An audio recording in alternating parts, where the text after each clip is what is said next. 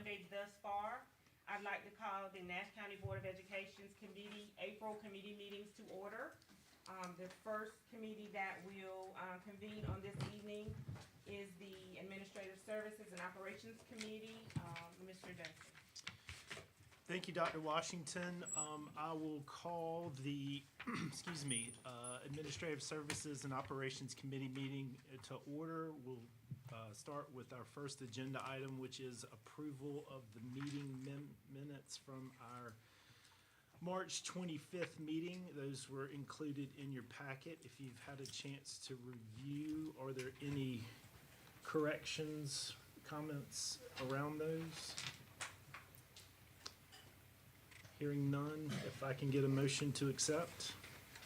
Move to approve. Second. Thank you. Any discussion around those? Hearing none, all those in favor, please vote by the sign of aye. Aye. Any opposed? Next item is our demerger update. Shows on the agenda for information, but we are going to have a couple of items probably that come out of this that are going to need to be recommended for full board approval at our meeting next Monday.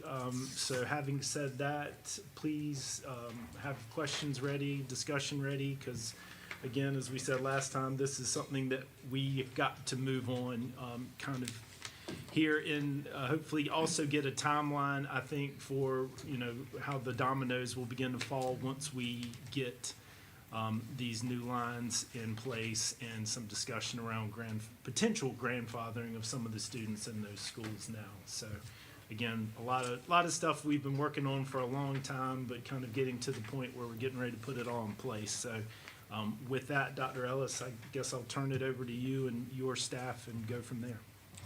So what we're gonna do tonight is present the maps. There's two versions that our gentleman over here are gonna present, and then I believe the second piece is gonna be the demerger update, where it talks about the grandfathering piece that Mr. Ward and Dr. Farrell will discuss. So, welcome, or Red.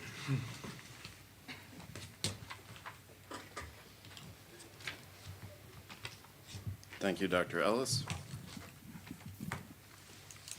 Good afternoon, Chair Washington, other members of the board. I'm Thomas Dudley with ORED, and I'm joined by my colleague, Mr. Brian Godfrey. This afternoon, we're going to be sharing the results of the attendance zone study that we've conducted on your behalf, and we'll begin. Tremaine, is the volume on this TV? There's an echo. I can hear him. I can also hear the TV. Oh, okay, I got you. I got you cut. I got something like. Thank you.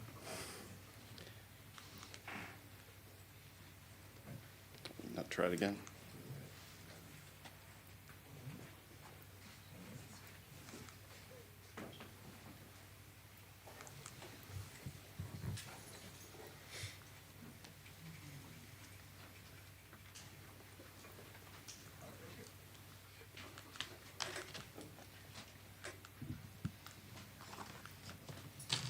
So that's the end. Yeah, I was gonna say, that's the end.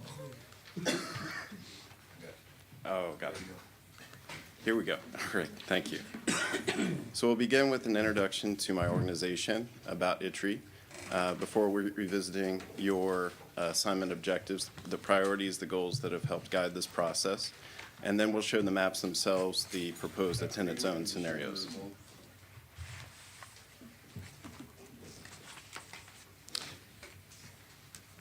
So about ITRI. ITRI is the Institute for Transportation Research and Education. We're housed on NC State's Centennial Campus in Raleigh and part of NC State University. Our group, ORED, is the Operations Research and Education Laboratory. We help school districts through processes related to school facility planning and student assignment. ORED is an unbiased third-party evaluation research group that helps depoliticize school planning. And we do that through the work and the services that you see on this slide here. It begins with a fundamental service, the foundational land use study, where we sit down and speak with municipal and county planners and get a sense of the lay of the land, where new developments are occurring, including a GIS or Geographic Information Systems analysis that we conduct, leading into enrollment forecasting, and then that culminates with optimization both for, in this instance, attendance zones is the primary objective there. Now, speaking to your objectives, this is what we were tasked with, bringing these objectives to life in map format. So first and foremost, creating assignments for the students that are losing their school assignments. Beyond that, modifying the assignments, the attendance zones, in order to accommodate configuration changes. For example, Inglewood and Winstead becoming K through 5 schools, as well as Edwards conversion from being a middle school into being an elementary. From there, the task was balancing utilization across the elementary schools in the region, as well as considering feeder patterns and using natural boundaries to the extent possible. From there, we will start with the first scenario, and starting with elementary. This is elementary version 1. First, speaking to the symbology here, what you'll see on this and the following maps, the lines, for example, on this one, the blue lines, those are the existing attendance zone lines. And the proposal is the background color, the fill color back behind the lines, which, again, is the proposal. What we also report on this slide over to the right is some summary statistics about what this map means and what it will do as far as utilization and how you're using your facilities. So in that table, we have the name of the school, the capacity of that school, the students that would be in that school under the proposal, and then the utilization that that would create. So when I say utilization, I just mean how full the school would be. So it's just simply that student number divided by the capacity number for each school. For example, you can see Bienvenue under this proposal would have 596 students, roughly. And then the capacity of that school is 668. So the utilization there is just calculated as that 596 divided by the 668. Starting sort of at the center of this map and talking and to outline several different components of why this map looks the way it does, we'll start with the division in between Inglewood and Winstead. That, of course, right now is one large attendance zone. Well, because both of those schools are becoming K through 5 schools, each needs to have its own attendance zone, and there needs to be a line that demarcates and splits those two areas apart. There you have a logical natural boundary. It's the railroad tracks. So that's one example of using those to create a boundary in between schools in a logical way. We did look comprehensively at the whole district as part of this process, but speaking more specifically to what schools were included and which were not, we included the relevant schools that had capacity needs that were in proximity, speaking here primarily to the inclusion of Nashville Elementary. It's included in this scenario because it's close to its utilization currently, it's close to capacity, and we know there's significant housing that's going up in Nashville and will continue to go up in the near future, which would easily overcrowd that school just in the next few years. So you can see as part of this proposal, we have the attendance zones for both Bienvenue and Winstead stretching west into what is currently the Nashville attendance zone. From there, over on to the eastern side of the Winstead attendance zone, we have the line between it and Edwards. That's 301, exactly following 301, another natural boundary there. From there, looking more to the north, Bienvenue resembles its current attendance zone, but then stretches to the east, absorbing what is currently the attendance zone for Baskerville, and also stretching down into the city as well. The two satellites that you have south of Rocky Mount in the city itself, those would both be Edwards under this proposal. Next, we have a second version of this proposal, which is almost identical to the first one, very minimal change. The only difference is this one stretches, the Winstead attendance zone stretches not quite as far into Nashville. It's a difference of roughly 30 students, and you can see that reflected in the summary counts off to the right. As I said, yep, so 30 students or so. Moving on from there, we'll discuss the middle school as well. And similar to the elementary, we have two versions of this, starting with version 1. And again, speaking to the symbology, the lines are the existing boundaries, so we have yellow. representing the current middle school lines. And there's several things going on here at the middle school level. We have the loss of Parker.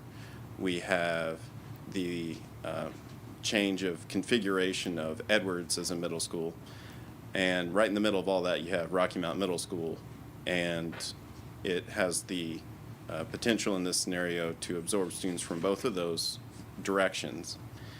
And you can see also there are several areas that are almost blocks on this where the struggle is to try to maintain neighborhood continuity. So there will be a neighborhood here in the middle that we'll see switch from one school to the other school between version 1 and version 2. Let me quickly shift to that. Now in version 2, we haven't gotten to the high school level yet, but I'll tell you the reason this is drawn the way it is so that the Rocky Mountain Middle School line will exactly become a clean feeder pattern with the proposed high school line. So in this scenario, version 2 of the middle school, Rocky Mount Middle would cleanly feed up to Rocky Mount High School. That's the distinction. And the concern with this one, version 2, is the utilization rate that you see at Rocky Mount Middle School is over 100%. So 105% roughly, 38 students here beyond the actual capacity of the school. And we do know that Rocky Mount is an area where there is residential development occurring as well. So that is a concern. That is the version 2. So in summary, you can almost see in between version 1 and version 2, these two schools, Nash Central and Rocky Mount, there's almost this counterclockwise motion in between 1 and 2 where those two lines shift to try to accommodate that cleaning of the feeder pattern.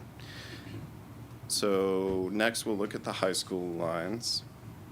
Again, the lines are the existing boundaries. Here, minimal changes overall, roughly impacting, though, over 200 students compared to the other levels.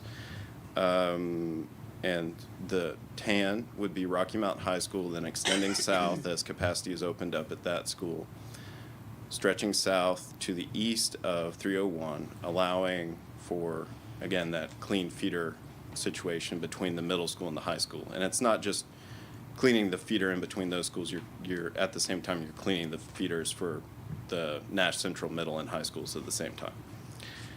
So let's see. So in addition to the maps, which we've now seen all of, there were questions about the feasibility of grandfathering and what the utilization impacts of that, what they would be. So we've included here 4 slides, and I wanted to just take a moment to talk through at least the first of them. These are a little dense. So let me talk through what's going on here. So we have, the rows are the previous attendance zones where students currently are assigned now. And the columns are the schools that they could be assigned to later on. And what we're talking about in this slide, for example, for the elementary level is only rising 5th graders. 5th graders who would be, 4th graders who would be 5th graders next year. The numbers that you see are the counts of students that fall into those specific situations. So when you see Inglewood/Winstead as the row and Edwards as the column, that means in that sort of redistricting that occurs for students who are within Inglewood and Winstead, there will be 72 rising 5th graders who fit in that classification of would be assigned to Edwards. There are other examples here where I wrote NA, just meaning, for example, a Nashville student couldn't be grandfathered to Nashville itself if their assignment stayed the same, that type of thing. So, and it's also not possible to grandfather or become a legacy student to a school that's no longer going to be in the district. So these are just as a brief way of understanding exactly how these tables are put together, that's the logic and the rationale behind that. We have these prepared for the elementary version 1, elementary version 2, which I will transfer to. It's only a difference of 3 students in between these elementary ones. And then there's some more substantial differences when you look at the 2 middle school scenarios. Now, with that, I will more formally ask if there are any questions, if I need to go back and look at some maps. We are here. How can we help? Any questions for the group, Dr. Washington? If you will, please revert back to the high school slide where there was an impact of 200 students and clearly explain the difference between the current and the new, please.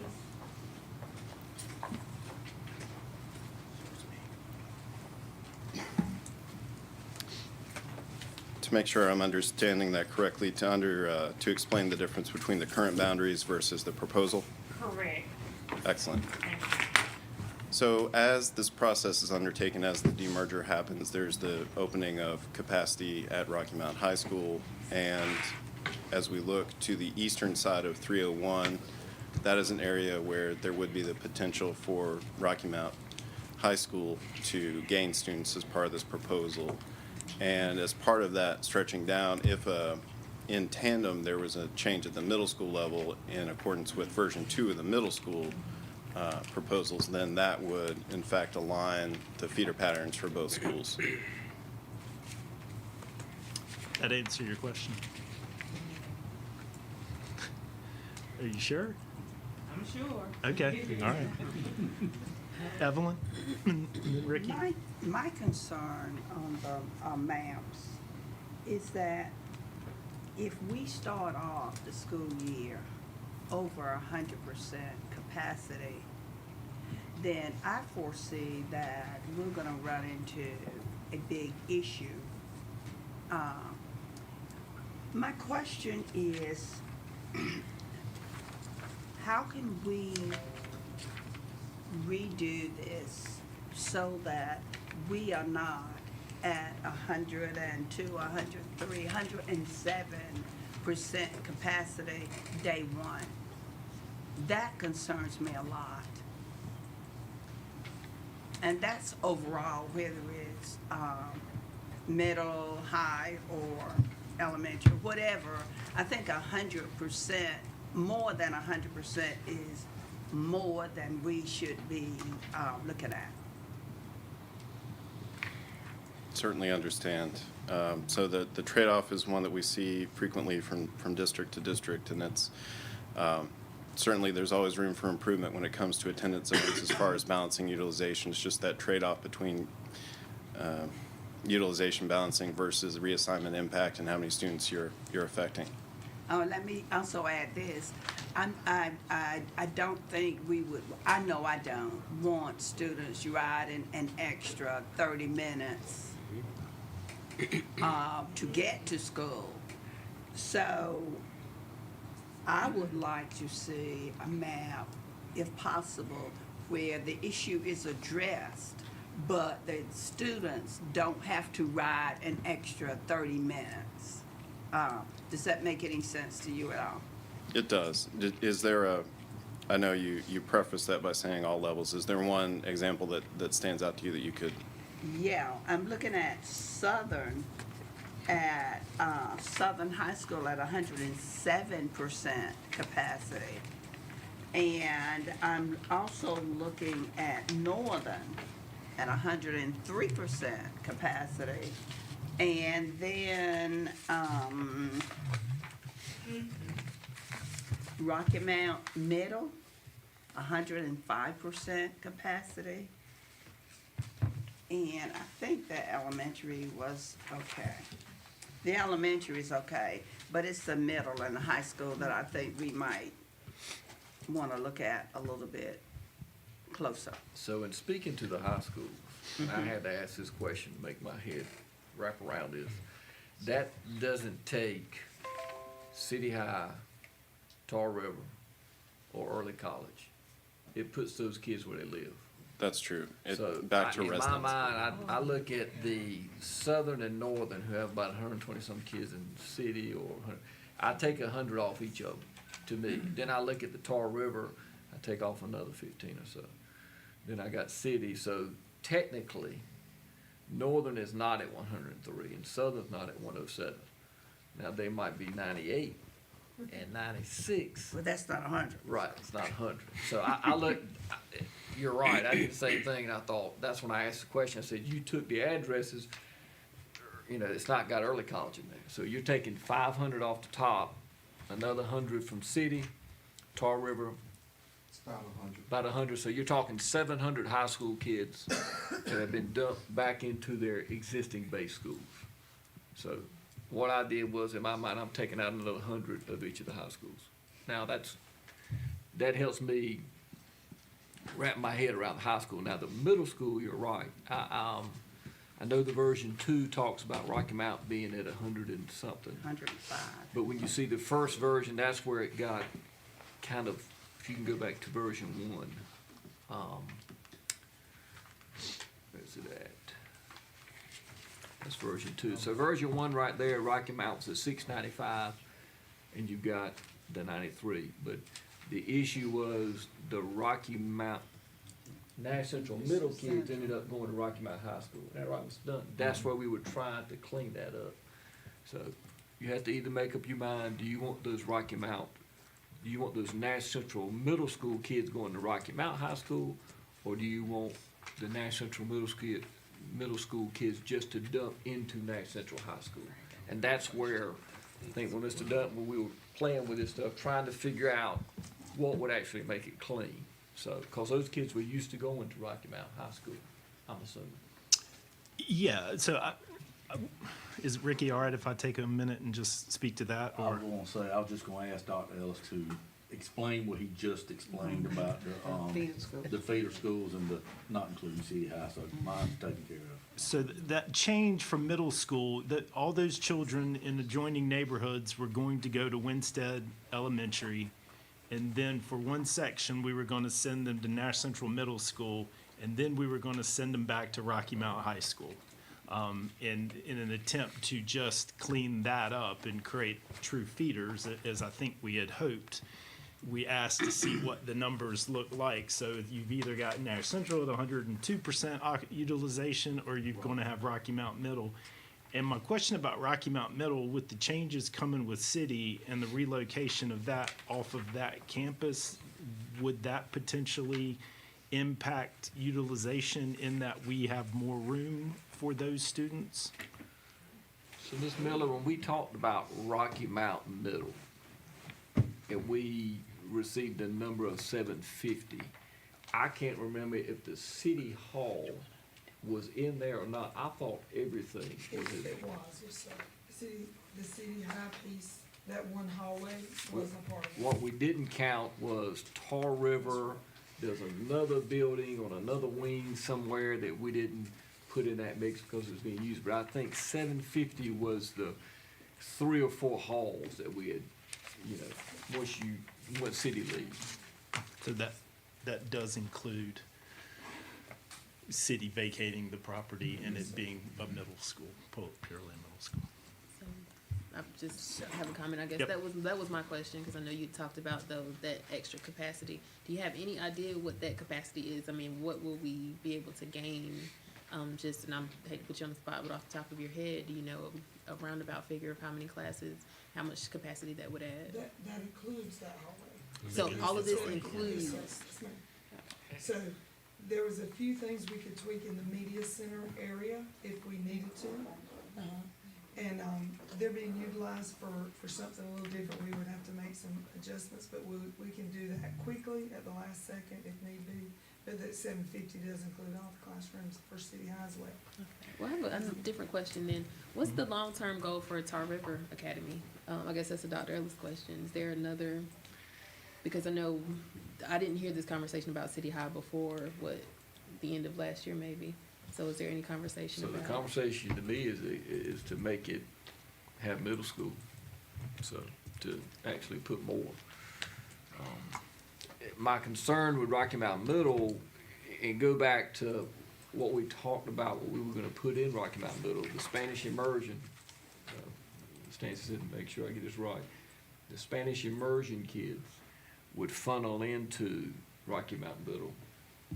So I don't know how many that would be who want to complete the program, to continue the program in middle school. That might be another, that'll add a few. That could potentially increase the enrollment at Rocky Mountain Middle.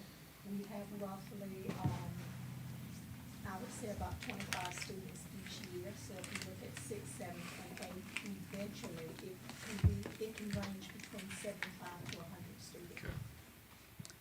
So, Ms. Bullock? so if we're looking at Rocky Mountain Middle in version 2, which already has 105% utilization, 38 students more than the capacity calls for. If we add the conversion students to that, that's gonna put that number up, is it not? So then we're not talking about 105%. It's gonna go up some. When you take out the Tar River and the city schools, we don't know how many that will be for Rocky Mountain Middle. So we can't guesstimate right now as to how much difference that's gonna make in this 105+%. Is that a right deduction of the facts? So what I'm saying is, even with taking out some of the students, You're adding more in. then we're adding more in. So the percentage of capacity could still be at 105, or it could be even more. Right. And I, for one, don't want to live with that. That's a lot. Ms. Bullock? Yeah, for the moment, till somebody else say something else that you're Until gonna you're know. not, I got it. God, No but problem. yeah, I'm finished. Dr. Washington? And so to add to, Ms. Bullock's comment, I would want to see where those students are gonna be pulled from for senior high, early college, so that we have, because again, you don't know where Right. they reside and where to adequately subtract them from, so you have an accurate number to deal with. Would that be hard to do? The middle school, you wouldn't have any from Tar River or Right. city, so middle schools is the only one would be Spanish immersion. Would that be the only program basically? So That then- number could come in, what do you think that number would be? That's assuming that all of our fifth graders will stay in the program. And speaking to Mrs. Wiggins, all but about 2 or 3 really plan to stay in That's the a classroom.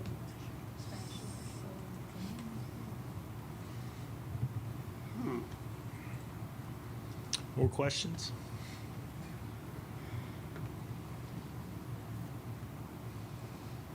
Dr. Chaffetz? You read my face. I feel her pain about the 100% or plus and not knowing where the others are. But I do find that it's gonna be very important that the feeder schools stay feeder schools direct. That has in the past been very important. We've had to go through changing maps before. And I like the fact that this is looking at clean feeder schools. And it's bit appeal to look at that number, but And I think that was the only one that really didn't make clear the feeder pattern. I think when we looked at it, because those kids actually went to Rocky Mountain High School instead of the Nash Central Middle, send them to Nash Central High. Yeah, I mean, if Yeah. we were to go with version 1, those kids, Winstead Avenue, Nash Central Middle, Rocky Mountain High School. So if you wanted to do that, you would just flip that piece and just send them to Nash Central High School if you're gonna do that. the one other thing that we observed before we looked at this, neighborhood conflicts. You had pockets in certain areas that had natural rivals to other areas, and when you put them in that one school, you had more discipline problems, more fights, and more. And so clean feeder schools kind of kept that straight. Well, so what I'm going to try and walk us through here is a for the committee, Franklin, Evelyn, Donovan, Zach, is for us to make some recommendations for the board on these maps. And Mr. Weber, can I do separate, I mean, I feel like the high school one and the elementary school one are going to be fairly simple for us to knock out. Can I then do a third on our middle school? And the vote. Yeah, yeah, You could certainly recommend that go to the full board and that. okay. All right, so I'll start in the elementary school. We've got, we can have some discussion, I guess, after a recommendation is made and seconded, but we've got two elementary school drafts. The second one with a minor change that would allow, I guess, Nashville Elementary's reach to go a little further east and maybe Winstead Elementary's to move a little further back east as well. That seems to be a pretty simple one. But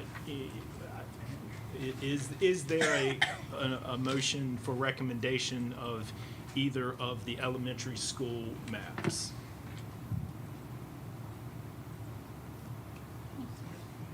I move that we recommend, version 2. Second.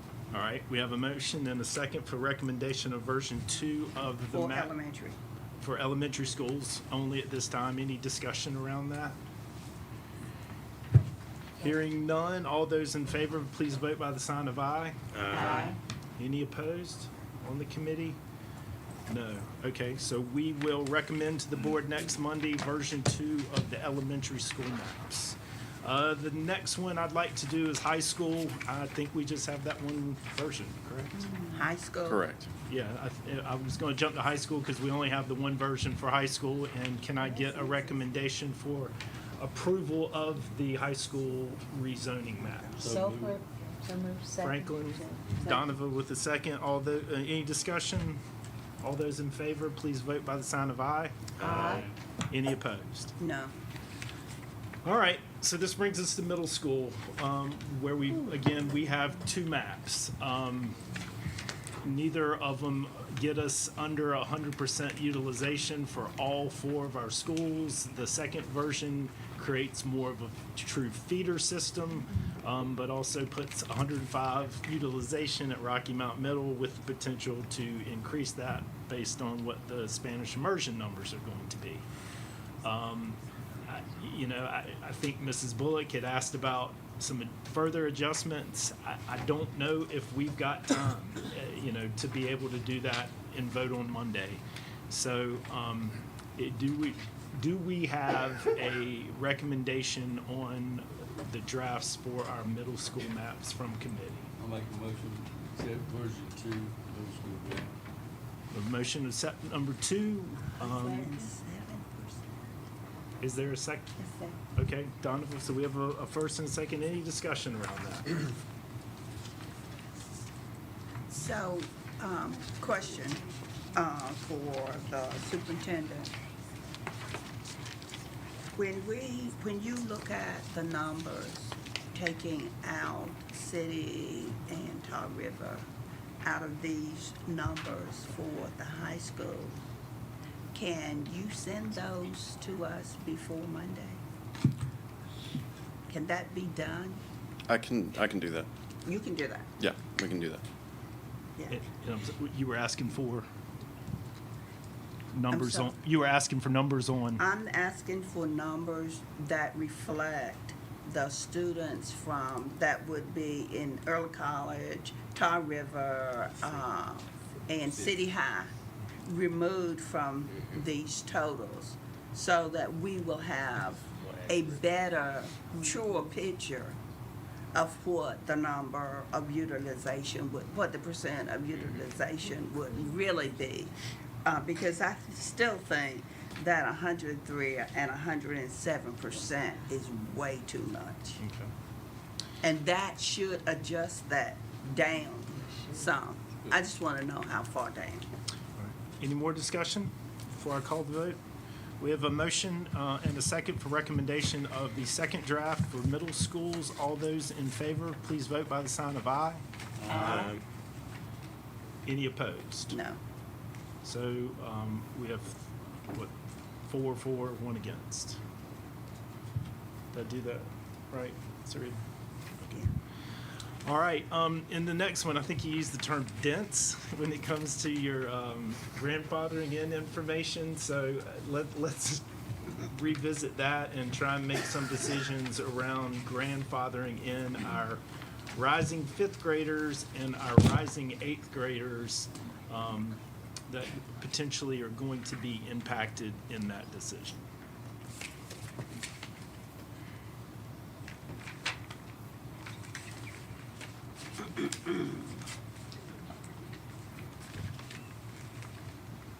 And I guess in just layman term, how many students are we potentially looking at this impact? So the best way, I think, to look at these is if you're concerned about, let's see, a specific school, and whether it would have sufficient capacity to be able to handle more students given the potential for grandfathering, you should be looking at a column. So for example, the Winstead column, if you look down, if grandfathering were allowed for rising 5th grade students, then you'd be looking at that 71 plus that 17 would be the potential if all students applied for that. 88 students. Excuse me, yeah. I mean, Thank so you, that's what you're. thank you, you are correct, you're correct. 88 students. Yep.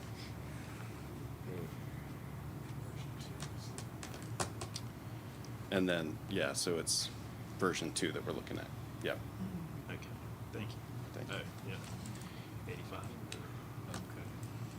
Questions around this from the committee or any other board members in regards to grandfathering of our 5th graders and 8th graders? I have a question. I may have missed this when he was going through, so I apologize if I'm asking of being redundant. With these proposals, these are potential, because I was surprised when we looked at the actual numbers after surveyed or response for the high school were much lower than I had anticipated, thought they might be. So these are not solid surveys, hey, I'm raising my hand, this is what we could possibly have. Just to clarify. That's correct. Absolutely, yep. Mr. Jenkins? How is this gonna affect the Richmond of the employees, and you think we add these students? I don't think this is the way the bill was written, the intentions and everything, but how is this gonna affect the Richmond policy? So if you allow 80, am I reading this right? At Winston, that's 85. If that's 85 5th graders, 85 5th graders means we would have to allot that individual school about 3 5th grades, 1 to 28. You'd probably have to get about 3 or 4 teachers there for that year only, really. Am I right? Because next year they won't be there. So then, I mean, Bienvenue, well, I'm looking to, Inglewood 21 would be a classroom teacher. Edwards 72 would, yeah. So we would have to individually now go in there and allot those grade-specific teachers for those buildings. For 1 year. For 1 year. But then the teachers that followed the kids from the, let me get my schools right now. The teachers that followed the kids from Inglewood, Okay. if they follow the teachers to grandfather them there, then once those kids are gone, the schools that they should have been at, then the teachers that would have been there would go back, would be able to go back, or would they not, or would these teachers just be completely out? That would be dependent on their certification, grade levels. So we'll have to do a RIF look I don't think again. it would be a RIF. I think it was, we have to shift it all over again for all these grandfathered schools that are grandfathered. Dr. Ellis, we would have to look at where the needs are across the district, so it may not just be that particular. Right. Right. Dr. Chavis? How married are we to actually grandfathering these kids? I thought the purpose with the high schools were bands, cheerleaders, class rings, proms, all of the things that high school kids are work toward to finish up where they are. I don't see a lot of that same connection with the elementary. But is that, have we decided we definitely aren't gonna grandfather these grade levels? Well, just to, if I can, this came out of our community forums. I just, Okay. on more than one occasion, that question of, Okay, if that's my what I- child is at X, can my child stay there even if you're saying, and that, again, that was, predominantly elementary and middle school age, I believe. So I wanted to try and get us some idea of what the true impact of that Would might be. look I like got to discuss, but I wouldn't say we were married. Married to So it. Dr. Okay. Farrow has a presentation in our demerger presentation. He has a slide that will speak to what the policy says about the Okay. grandfather-in piece, Okay. which would help. Okay. Is that Thank what you. I'll be patient. we need to hear before we Well- were to vote on Yeah, you might. it? Okay. But All right. but I do think, looking at these numbers, the reality of this starts, Yeah. Sinking in. it's tough. It It is is. tough. Okay. Well, having said that, let's just hang on and I guess get through the demerger piece of this, and then we'll see if there is a recommendation for grandfathering at this level or if there isn't. So, any more questions specific to the information that's been provided to us thus far? Can you just look at the 8th grade number? Wasn't that 5th grade? I just wanted, there it is, okay. So that would put Rocky Mount over another 46. I didn't know that was it. Oh, version 2, thank you. So that's version 2. That was version 2. Yeah, this one. Okay. That's nice. Six kids.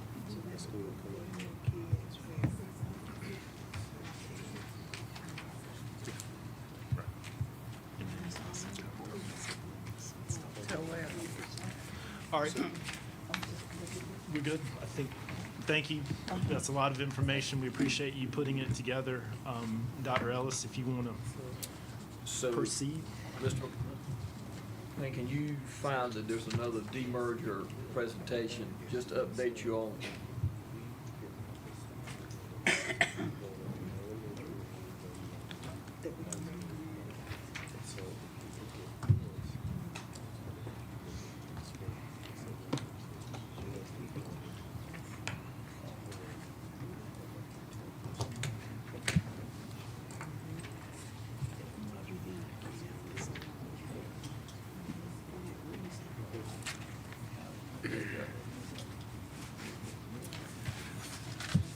So we've done this every month. So I'll let each department speak to their slide. This is the facility, so Ms. Miller, if you can.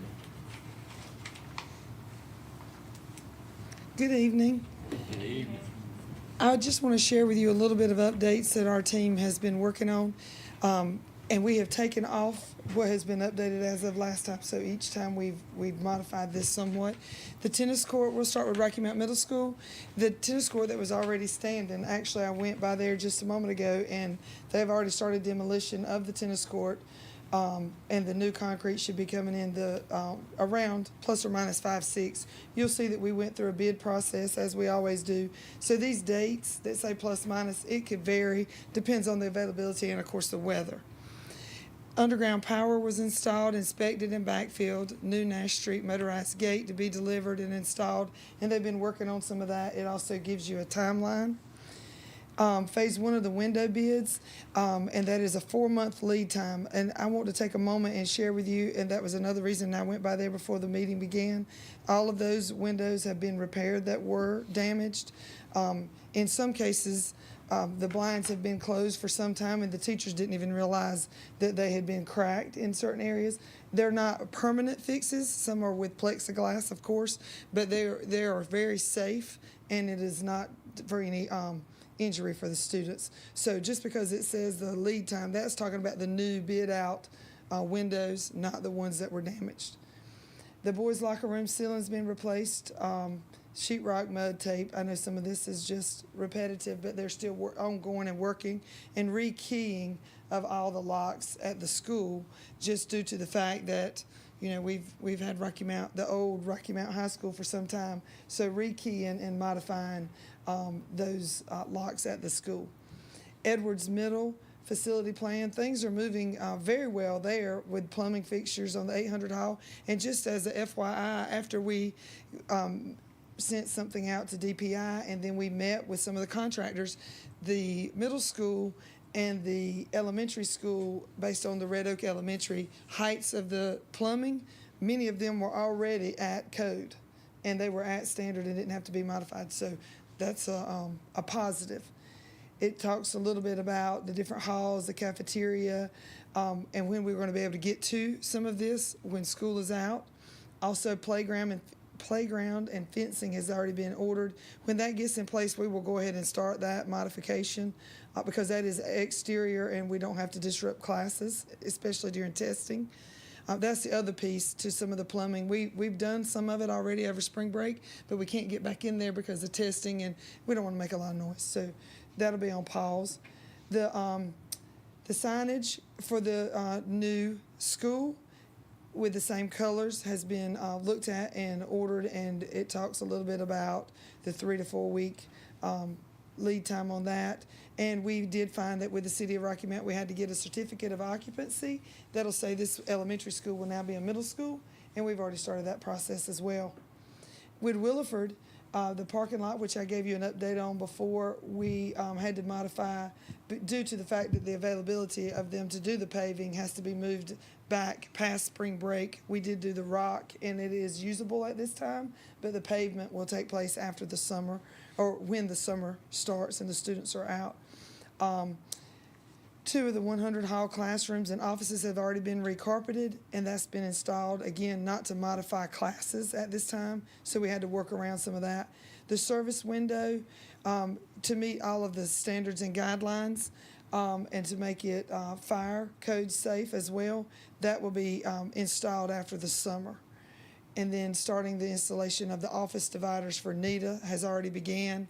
And again, not to disrupt them during testing because it is just for the teachers. They already have a divider, some of which is a curtain, like similar to that. And those dividers, the big dividers, will be put up as long as we're not disruptive. And that's everything. Thank you. Go ahead. So on the keys for Rocky Mountain Middle, the rekeying, is that gonna overlap anything with what the security plan is with the new key lock system? It's all gonna be, they'll work together on that piece. Okay, Because so- of that new, you talking about the deadbolt locks? Dr. Farrow, what's the thing called? Safe The bolt, new safe- bolt? Safe bolt, okay. It won't affect that. Okay, I just didn't know. if Great we'd be question. Double spending on money. That's right. That's a great question. There's 2 different types of doors, so they went with the framework of the interior of the door, but it wouldn't affect the lock part, the key part.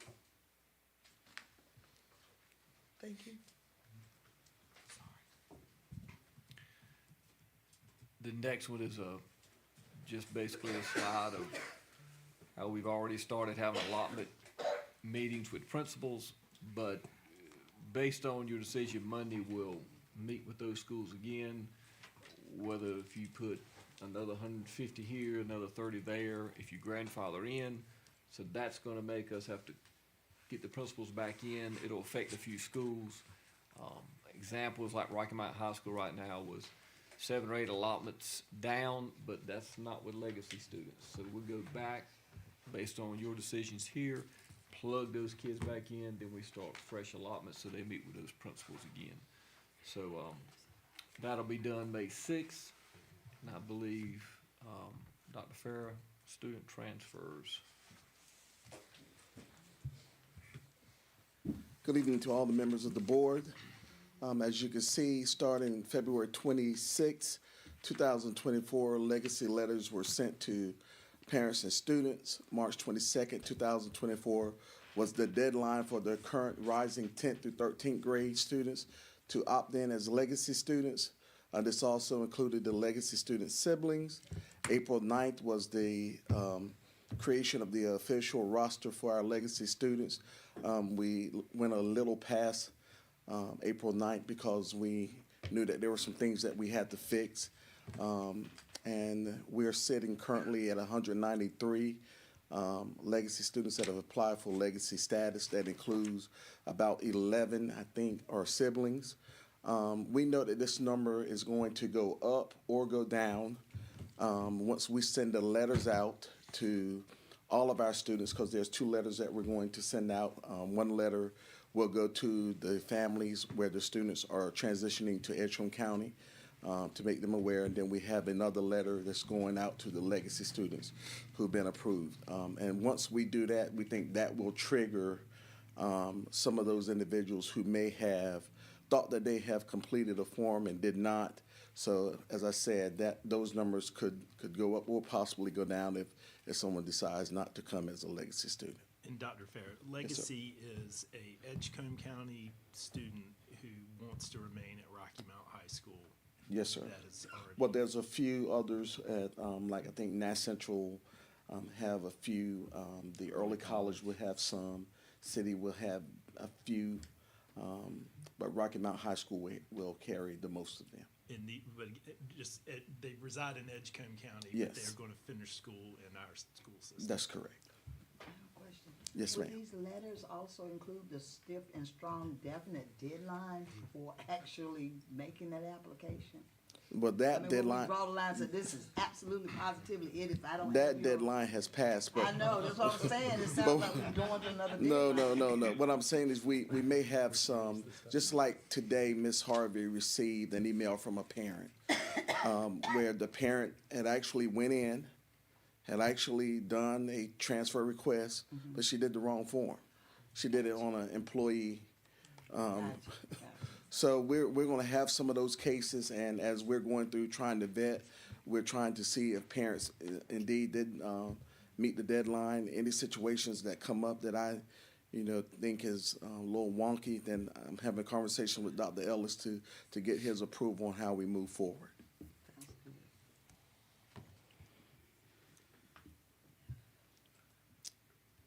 I think there's one more after Yeah, this. you have, Mr. McQueen.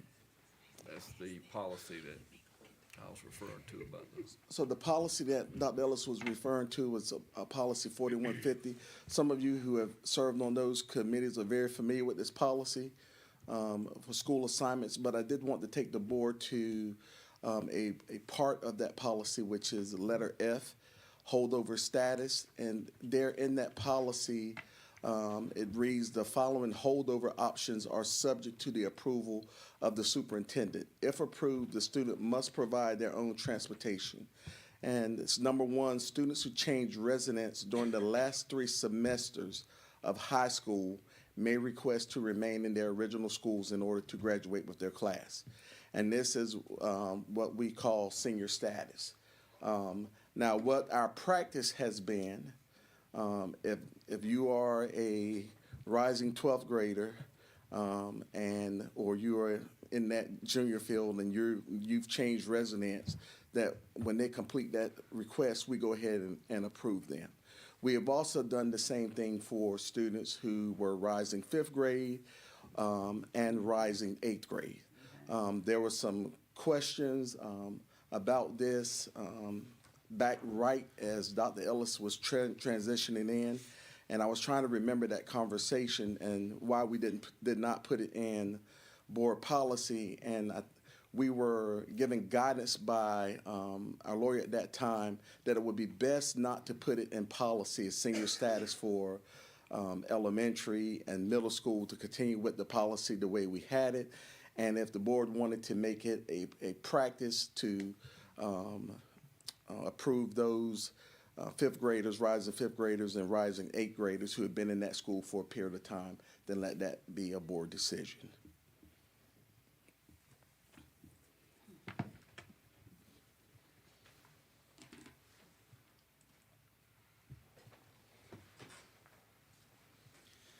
Good evening, Board. Kevin Harris, Section Chief of School Transportation Services from North Carolina DPI, suggested that we are to give Edgecombe County Public Schools some excessive bus credits. Nash County has accumulated bus credits over the years and have 68 credits of right now. According to Kevin Harris, we'll never use 68 credits due to the strict guidelines of requiring the exchange of credits for the buses.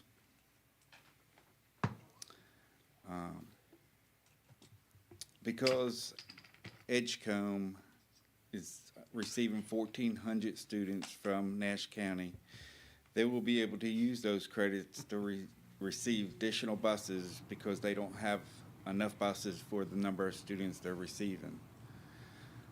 With this win for both districts, because it keeps Nash County from having to exchange buses as a real property, but instead we exchange credits. You know, both superintendents will need to agree to a letter of the number of credits being exchanged and submit it to Kevin Harris. Kevin Harris and his team will manage and exchange the credits.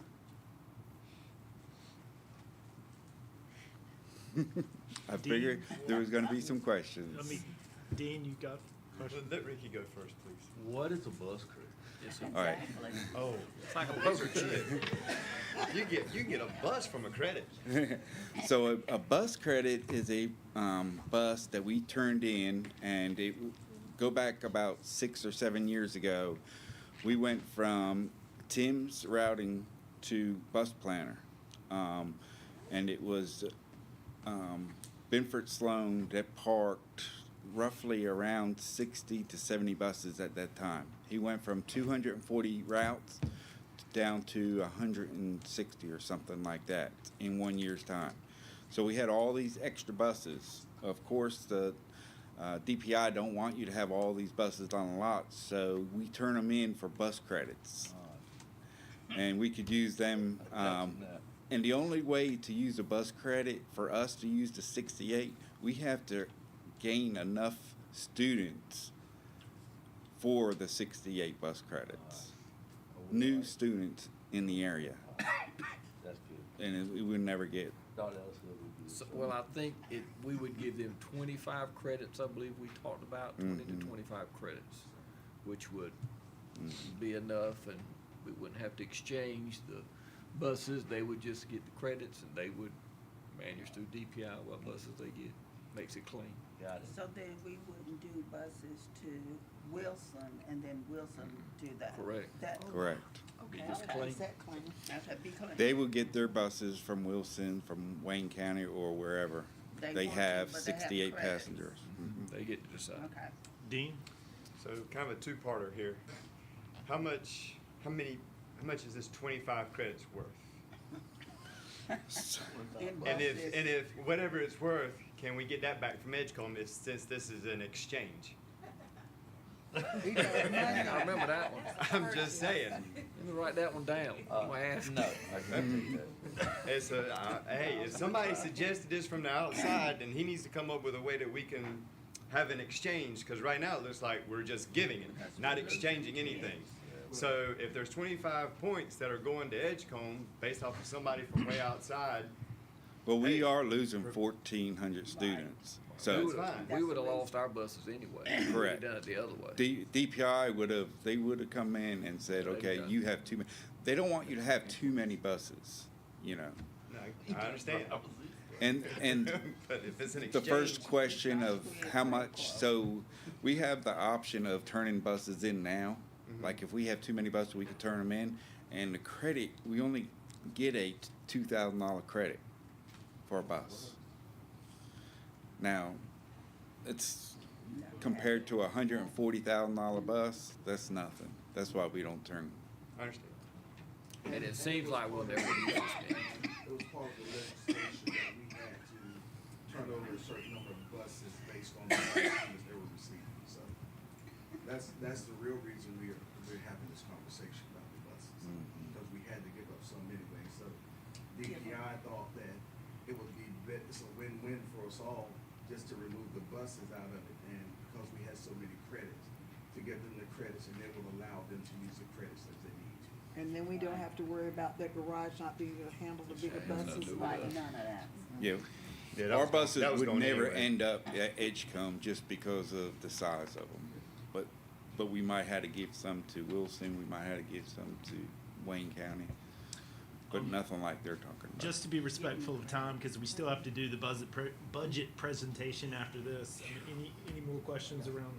We can't use credits for activity buses, correct? Correct. Be nice. Any other Anybody questions? else? Do you need a motion? I think this is just part of our Information, report staff information. on demerger. Yes, ma'am. Oh, okay. So we can move on. The only other slide, I believe, and then there's a wrap-up, is, Jace, if I'm correct, there'll be a special call meeting, possibly May 10th, that we talked about at 12 to discuss which positions we would RIF. Once we get these lines done, once we get the transfers in, if there is a RIF, this would be the meeting that we would discuss what positions they would look like, so. I know they would, Washington, but we said it, yeah. Special call, More details. board members, Right. please monitor, the calendars It for that could- special call meeting. And if it doesn't need to be, we can definitely let you know, but What was that thing? May It's on 10th. Friday. And Jason, did you have more? Oh, dang, Mr. that's Weber, all did you Just say- the purpose of that special call meeting under your board policy and the applicable statute, the first step in any potential RIF is to present the RIF plan. to the I board. ain't checked, you just sent me the That, date. covers the May positions 10th. that are to be RIF, not the specific people. So that plan is presented in open session in a meeting for consideration. I believe that's the purpose of the May 10th meeting. Okay.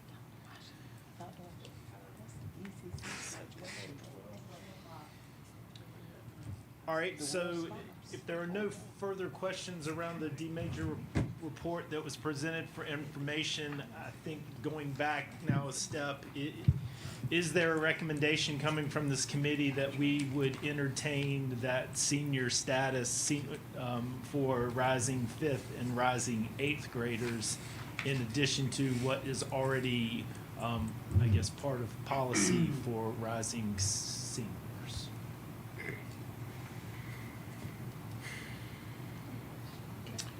Yeah. Well, I have a question.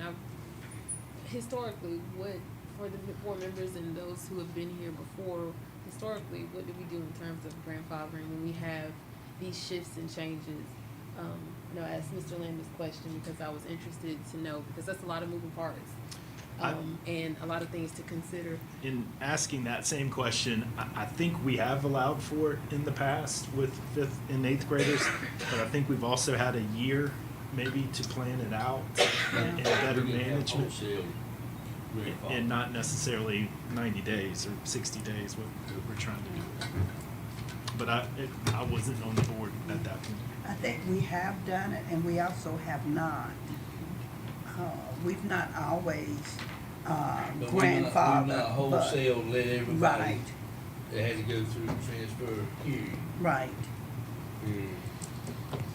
So it does not appear that we have a motion for recommendation of grandfathering eighth and fifth graders at this time, if I'm reading the room. If not, let's go ahead and move to our next agenda item, which is the budget presentation.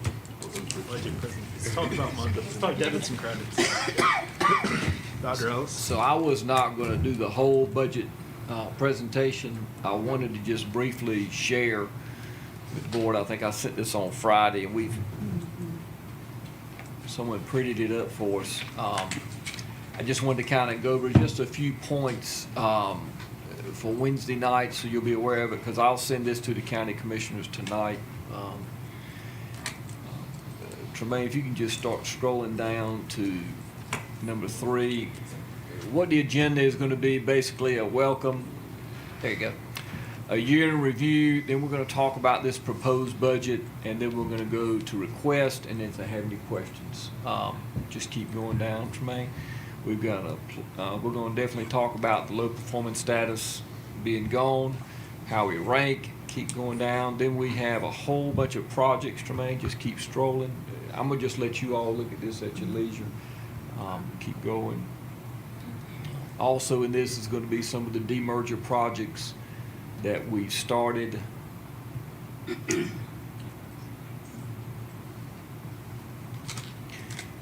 Dr. Farrell's we're gonna make sure that picture's gone. We're gonna talk about the school safety, the new locks. Then we're gonna go into the budget. This is the budget you saw probably a month or so ago where Ms. Sanders talked about the Edgecombe piece out and also the expense. Next one is just gonna be the line items that you've already seen with that 10% reduction cost difference. Keep going. Keep going. And then these are our requests. It's gonna basically be employees, technology, the demerger impact, and school safety.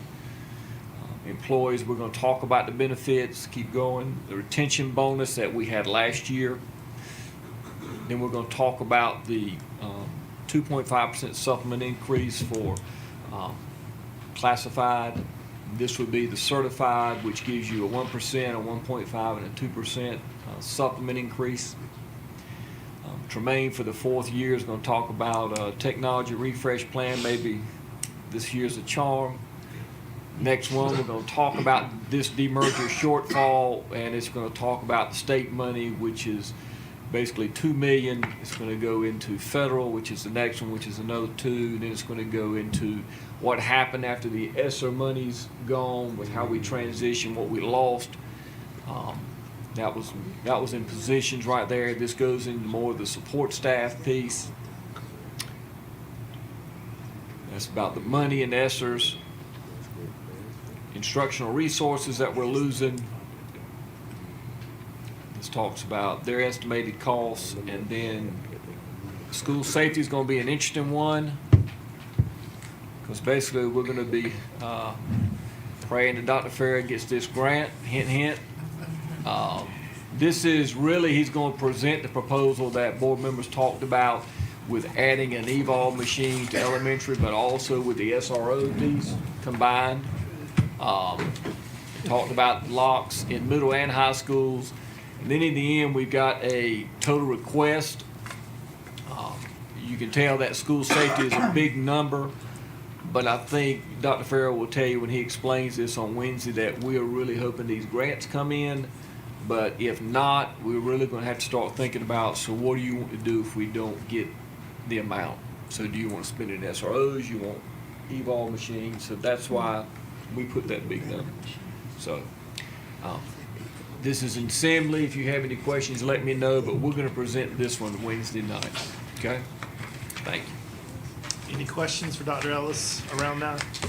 When will the commissioners receive their copies? They receive it tonight. I normally wait for you all to kind of see it on that Friday, and then I will push it back. So, I don't remember which slide it was, but basically our budget for Nash County is the same as it was last year. Budget for them, no. It's gone up probably, well, I think ours would be a 6-point-something million, I believe, we were adding up. Because that school safety puts in a $3 million.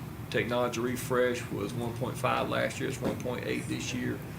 Teacher supplement went up just a hair. And I think it went up about $2 million maybe from last year. I don't have the old presentation, but I think. I was just looking at that slide for Nash County appropriations.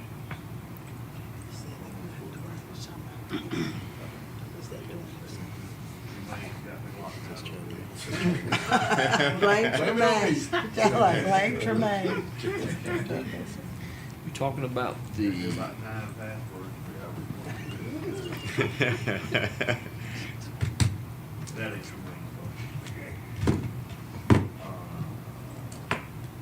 Talking about the beginning, this, the. slide 33. 33. 33.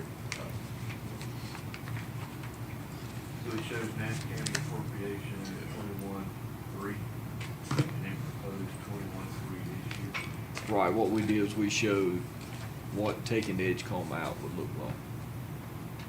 And anywhere in this budget, is it add that 2 million in state appropriations that we got Cause for the, the merger the, process. the 2 million would be one-time money, that's why we included it in.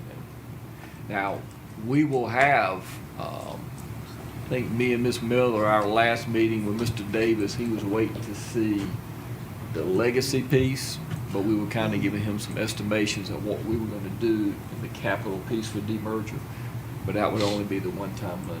Right. And my understanding is that piece is slated, it has to come to us. Can't answer that question, don't know, didn't come to me. So keep that in the back of your mind, that vote was approved and bonded, and that money, all 100% is ours. So, and based on the legacy piece, I think that's what the county commissioners are waiting for, to figure out what, cause that's the bump they're adding in. Then the rest seems to be ours, cause when we had that conversation, we was, Just make sure that bump is big. Yeah, and that's ahead of any other raise or anything else. It's Yes, something that's- totally separate and apart from all other yeah, I monies. mean, and that's all right, why it's not in there, but I tell you what we could do, we could actually, when this finishes, we can tell you what that money was spent on. After that 2 million. I think that's a good idea, because I think that's already being asked. I agree. You good? All right. Anybody else before we wrap up with the budget? Thank you, Dr. Ellis. Appreciate everyone's time and input and discussion around all of our topics tonight. I don't have anything else for the committee. Any committee members before? If not, I will call us adjourned. Thank you, Mr. Dunton. The next committee that will convene is the policy committee. Ms. Fuller? I would like to call the policy committee to order. Before we look at the agenda, I would like to ask the committee if we could take policy number 4040/7310, staff-student relations, off the agenda tonight.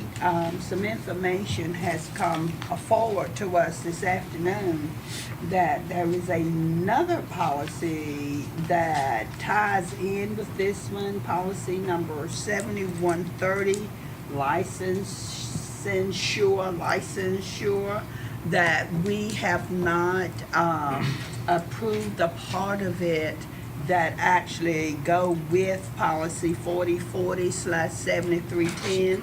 So I would like to take that off the agenda for today, and we discuss both of the policies at our next meeting. That will give us time to look at the policies and see what we need to do about the two of them together, if that's okay with the committee.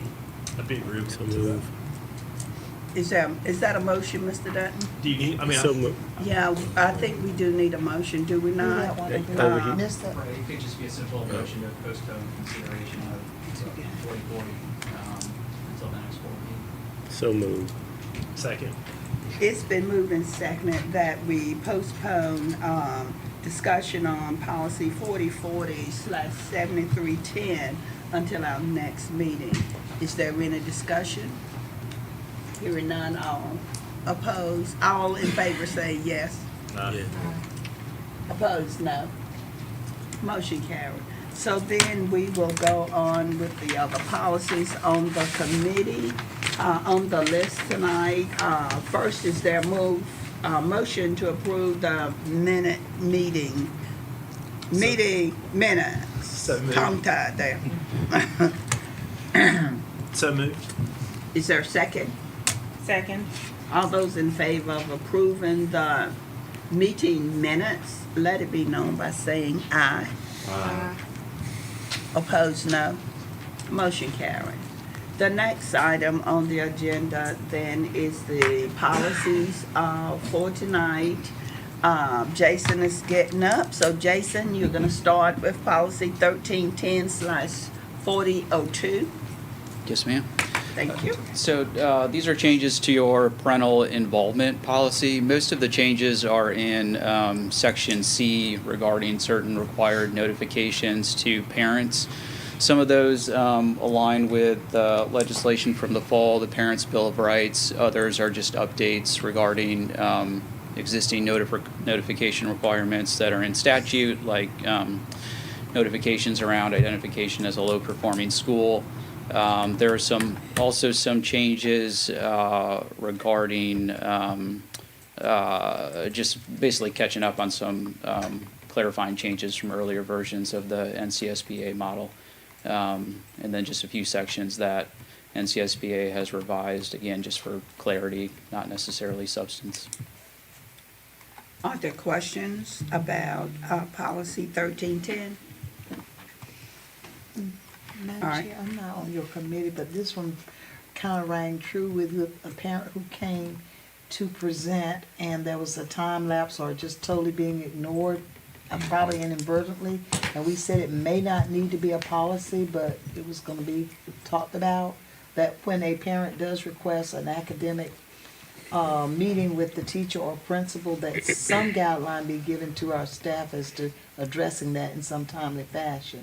So I don't know if it should be part of this or something that's just a strong recommendation. I would think it would be a part of a guideline, not part of the policy itself. I think that's what we normally do. Those kinds of things we put in a guideline. Is that not what we normally do? Dr. Ellis? I think it would be easier to do it that way. Yeah.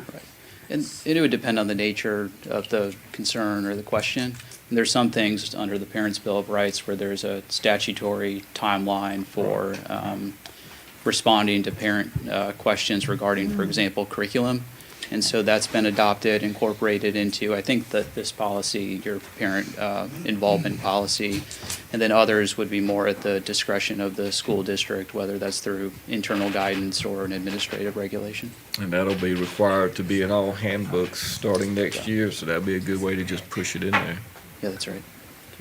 I have a question. Yes, ma'am. I'm not sure. Oh, Ms. Wood.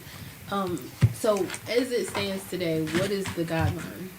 And I have the same concern because it's I think some schools do it really well, and then some schools kind of take their own approach to it. And I know that I've had to redirect some parents to say, hey, well, let's go back and talk to principal rather than they want to go straight to superintendent.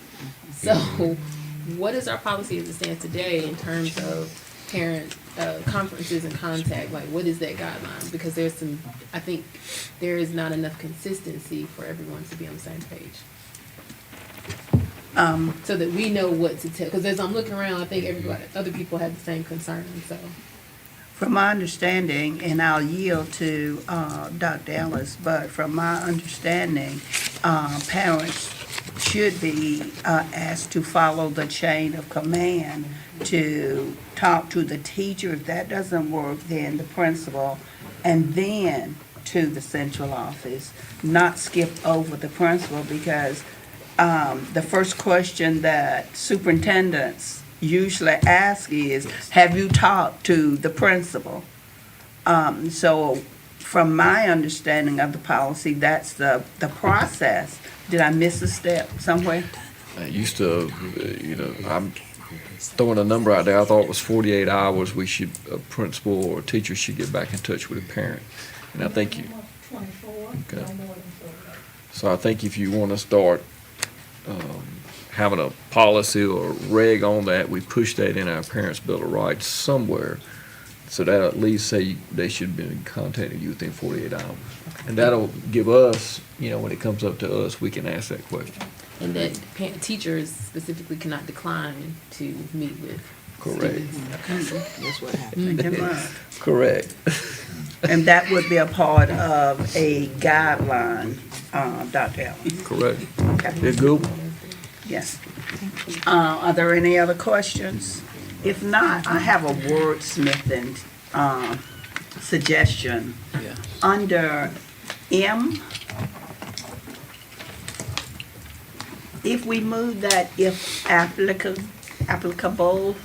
to the end, I think that that would read much easier. It would fall in line with the way the others are. I'm trying to catch up in section M at the very end. Yes, no, section M, yeah. Page Like- 6 of 15. Mm-hmm, at the bottom. Not capital M. No, not capital M, small m. Mm-hmm. I'm sorry. Page 6 at the bottom.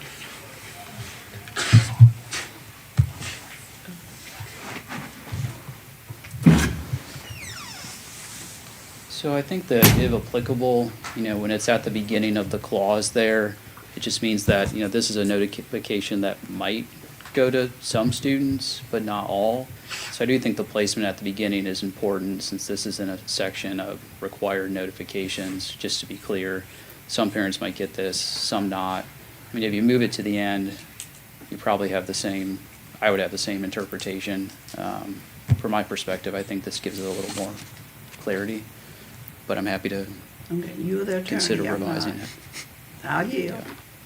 I'd be worried about confusion, that this is something that goes to everyone, as opposed to just certain parents. All right, are there any other questions? If not, then we'll move down to policy 1760/7280. This is your prohibition on, against retaliation policy. It primarily deals with, essentially concerns or complaints raised regarding, financial matters, and, these changes were designed to just use consistent language throughout, and to align with the applicable federal statute. Are there questions? The next policy then is policy 2127, board member technology use. So there are just a few technical changes in this. One is changing the reference to Twitter to its new name of X, so there's no confusion there. There's also a little bit more of a substantive change in section C3C, which is related to a couple of recent U.S. Supreme Court cases around public official social media accounts and the ability of a public official, whether it's a school board member or anyone else, to either restrict access or to delete comments or prevent individuals from posting on their personal social media pages. So I'd be happy to go into detail on those cases, but what this really does is just provide some clarity on the importance of, if you are on social media, that you are clear on your page whether the views that you're posting are your own versus the views of your board. What these two cases really did was didn't really change in a huge way the underlying substantive First Amendment free speech standards. They just gave a little more clarity on how to protect yourself and your school district from potential litigation in this area. Are there questions? Then Jason, policy 3220. Okay. In this policy 3220, technology and educational program, it adds some language in here around the use of generative artificial intelligence, and it requires the superintendent to develop guidelines that detail the acceptable and responsible use of AI by both employees and students, and to develop training both for employees and students. This is one of NCSBA's recommended policy changes. It's not required by any statute. It's not required by a state board policy. It's based on some guidance from NCDPI that they pushed out in, I think, January of this year around AI. So within that guidance, I was taking a look at it today. There's some recommendations for how to develop these kinds of guidelines and how to develop the training. Again, it's optional, so this is not something that you have to have in policy. It could be something that you consider at a later date. It's really up to the board and probably in conversations with your administration as to whether this is something they want to tackle now or tackle later.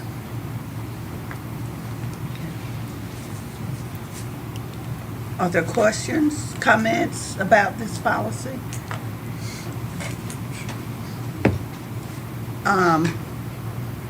Policy 3225/4312/7320, technology responsible use.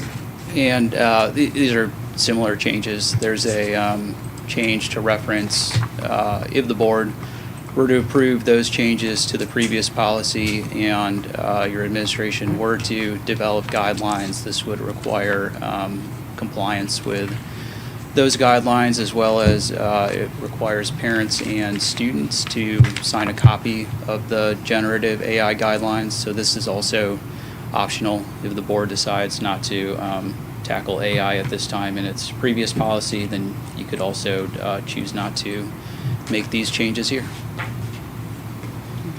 So then, these two policies, we need to perhaps address separately? Or should we? In terms of forwarding them to the full board for approval? I mean, it's really up to the committee. I mean, if you want to hold it for now, if your administration wants to weigh in on whether this is something they want to tackle now or wait until next year, it's certainly something that you could postpone to a future meeting, both of these together, yes. Right. Dr. Ellis? So, Mr. McQueen, we're doing the AI policies right now with parents, and students, and teachers, so I'd rather go ahead and get this rolling so we don't have to delay it. Okay, so then we'll recommend that we approve them along with the others. Yeah, and again, there's no particular statutory requirements for what they look like, what the training looks like. There's no state board requirements. There's just some NCDPI guidance around it. Okay.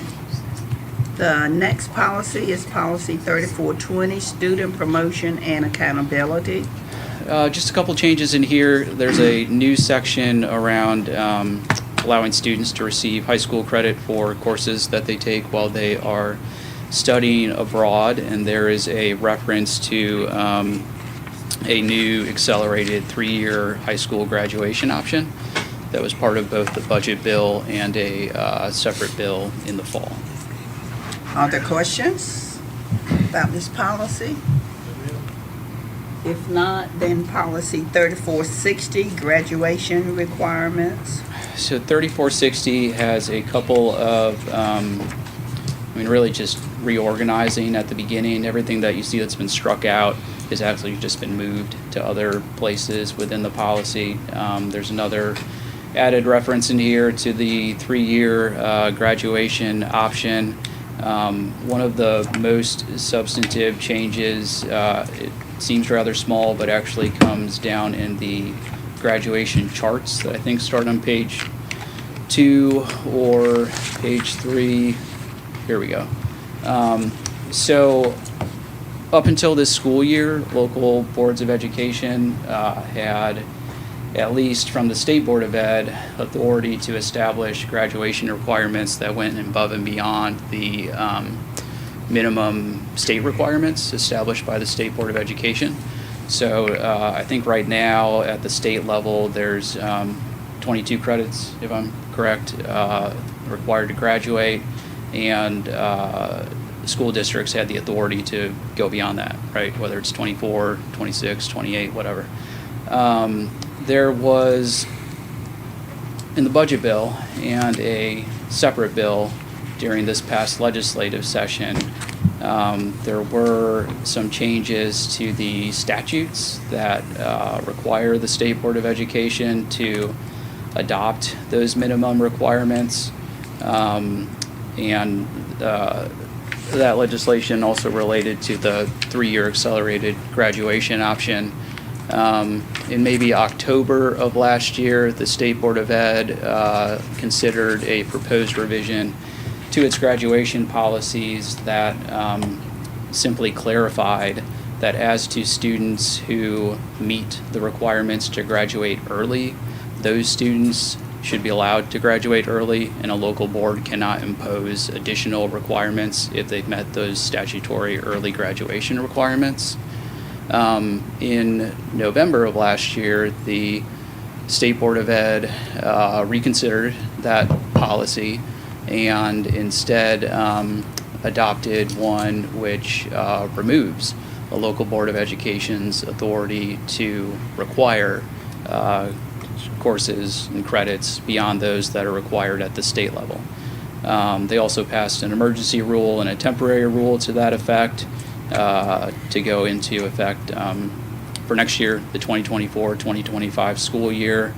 As I understand it, kind of behind the scenes, while the State Board of Ed was adopting those policies and those rules, they were also pushing for a legislative fix. The legislation is not entirely clear on whether there was an intent to take away a local Board of Ed's authority to establish additional graduation requirements. I think that's why at the state level you saw the State Board of Ed's policy kind of flip from one version to the other. As of today at least, there has been no clarification from the General Assembly or from the legislature. I don't know if that's something that the State Board of Ed is pushing as part of its legislative agenda or NCSBA. But as things stand now, according to State Board of Education policy, beginning with next school year, local boards of ed can no longer require certain courses in addition to the minimum courses at the state level. You can recommend additional courses, additional requirements, or additional classes, but you cannot require them. And so that's a long way to explain why those charts changed from required to recommended. Other questions? Then our last policy is policy 3620, excuse me, extracurricular activities and student organizations. Yes, so this policy includes just a few clarifying changes based on statute. What you'll see in, I believe it's section C, are most of the substantive changes. So at the state level, there's no obligation or statutory or policy requirement to allow homeschool students to participate in interscholastic athletics. It's at the discretion of a local board of education. Some school districts allow it just for any student who's enrolled in a homeschool. Some require that the students be dually enrolled, meaning that they at least are enrolled for half a school day within the school district, and others just don't allow it at all. It's my understanding that the longstanding practice here in Nash has been there are options for boards to consider when it comes to homeschool participation in sports. The policy itself has quite a bit of text that's really just like instructions that would be deleted depending on what option the board chooses. As you can see on the screen and in the policy itself, basically the State Board of Ed has sort of more formally granted this authority to locals to make this decision. And they've included some considerations, including insurance. So for your students, you're required to have catastrophic athletic accident insurance that covers your students. If you were to allow homeschool students to participate, you'd have to decide whether to extend your coverage to cover those students as well, or to require that they themselves provide proof of some sort of adequate coverage. And then if you see in the rest of the policy on the screen, there's some different options that the NCSBA has put before you. One would be to allow homeschool students to participate, and they've drafted some proposed language if a Board of Ed wanted to do that. Option two is to allow dually enrolled homeschool students to participate. Just a quick note on this option, you would probably also need to separately adopt or revise existing policy to explain what dually enrolled means, like what minimum level of courses and how much time do they have to spend. In the handful of districts I've worked with who allow for this option, even prior to these NCSBA updates, they have very detailed policies around this. It's not something that, it would definitely take a few meetings to sort it out. Option 3 is just to simply deny and state kind of explicitly that homeschool students are not eligible to participate. And there really is like an option 4, which is just to not address it at all. You haven't had this in your policy, any kind of specific or particular language around this. Really, the default would be that option 3. If there's no particular, express authorization in your board policies, then that provides all the guidance to your staff that you need. So you have really 4 options. You could do nothing, not adopt any of that language, take it all out. You could select one or more of the 3. You could continue to consider this and table it for a future meeting. And I'm happy to hear input from administration as well, if there is any. I think Ms. Miller probably has a comment. Our common practice is pretty much number 4 and/or 3 if you choose to put it in words. And that reason is 1, for eligibility purposes, so we can monitor. 2, they're enrolled at a school and can take all virtual classes. So aside from going to the school to enroll, we also get the ADM money for the state for those students. We can also monitor their grades, absences, and eligibility pieces, as well as the insurance piece. So if you had to put it into words, option 3 is our common practice, and/or the option 4 is to leave it as is. And we have that as seamless through our curriculum and online options. And that allows them to play their sports as they're doing that. Okay, so that's our last policy to discuss tonight. Before we vote on the previous ones, however, I think we need to decide which option in policy 3620 we would recommend to the board that we follow. So is there any discussion on which policy, which option we choose, whether it's 1, 2, 3, or 4? Are there any comments? Mr. Gray? I suggest we take the recommendation of the athletic director, which was 3 and 4 or nothing. Yeah.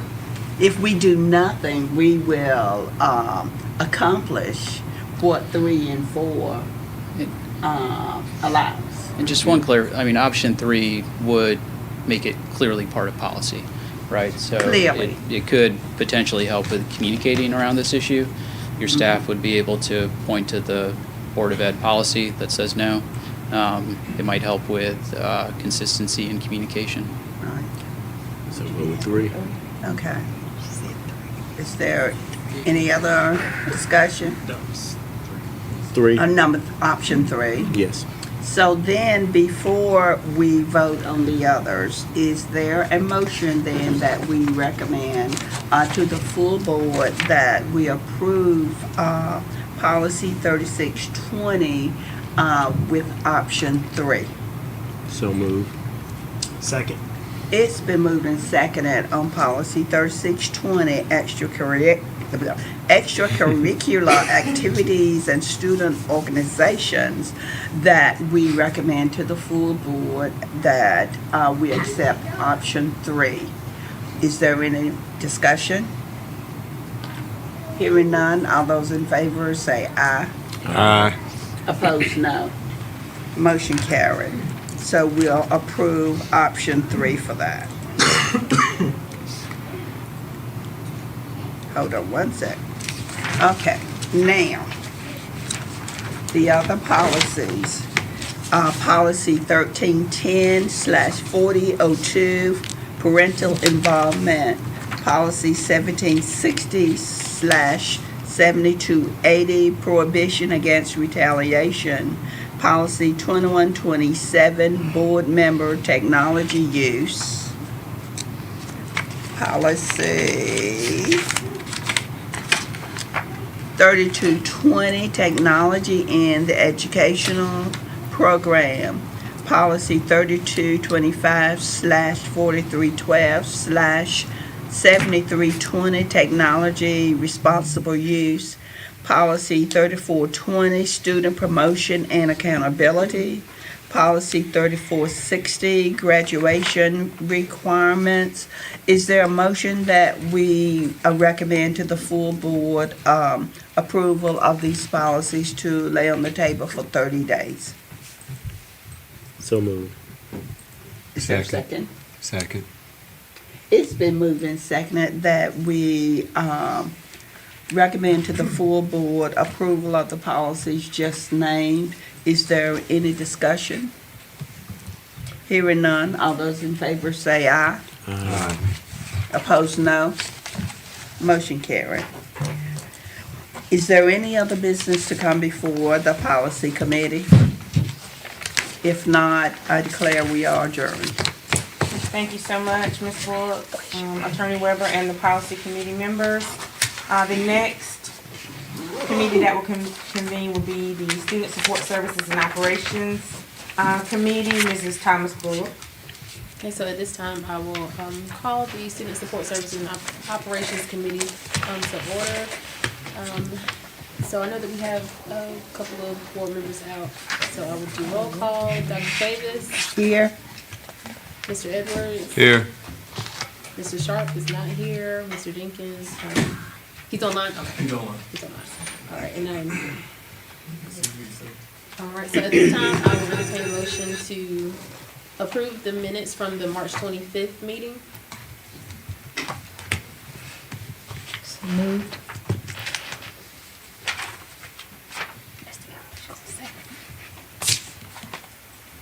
You second. Thank you. So it's been moved and seconded. I made the motion. Yes, Dr. Chavis made the motion, and it was seconded by Mr. Edwards. Sorry about that. All right, so all those in favor, aye. Aye. Any opposition? It is approved. Okay, so first we have two pieces today to go over. The first is transportation update with Mr. Byer.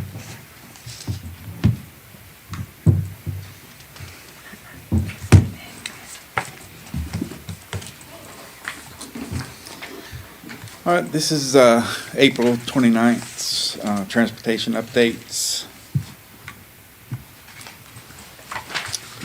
So Fred Gardner from DMV emailed me back and forth, but Dean Wheeler's training is going very well. By accounts of his progress, it's quite well. Dean is scheduled to come to the garage to introduce himself on April 17th. I met him. He's very eager to make some changes, so I think he's going to be a good fit for the DMV. Scott and Dean are coming. Actually, it was last week to renew 16 drivers. That should help Dean in learning those procedures. Lori was handling the coordination of the bus drivers with Scott and Dean. As of for age and permits, I emailed Dean the drivers that actually took the test in September. Their permits are starting to go out now. So he told me to go ahead and renew the second permits before they're expired. And Dean will complete the training field and be certified well into the month of May. They will be sending DPS trainers as well as Dean to fast track the drivers of the that are holding their permits. And just for the purpose of the record, Mr. Byer, will you clarify which Dean you're referring to? Just so we can- I'm sorry, Yeah, Mr. don't worry. Wheeler, Yeah. Dean Wheeler. With? DEPS, yep. He's our new DPS trainer.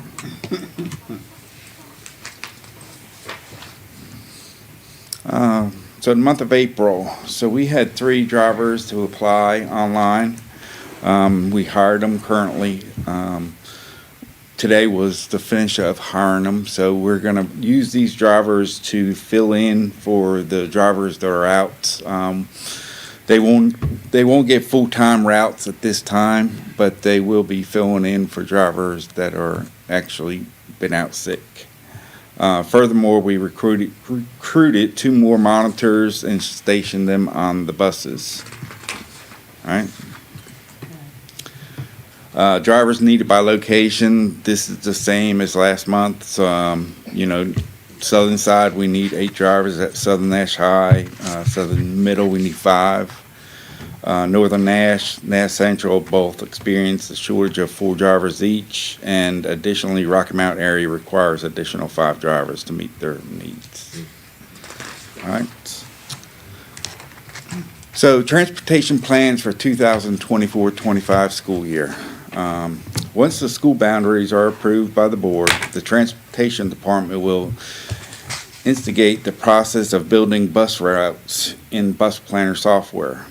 This involves mapping out efficient routes and scheduling to ensure that the students within the newly defined boundaries have access to transportation serving to and from their designated schools. By removing bus stops and runs from last year, my team will have the appropriate opportunity to route more efficiently and maximize the uses of each run. Last year, we were under immense pressure trying to route the students. It was just a few days that we had. If we get these boundaries approved, our routing department would have around 6 to 7 weeks to work on the bus routes this year. And that should help out a whole lot on the beginning of the school year. District 3 bus rodeo, I talked about this last meeting. We had the rodeo. It was held April 24th at North Johnson High School in Johnson County. Nash County had 2 drivers, Early Cooper and Lisa Battle, in the rodeo.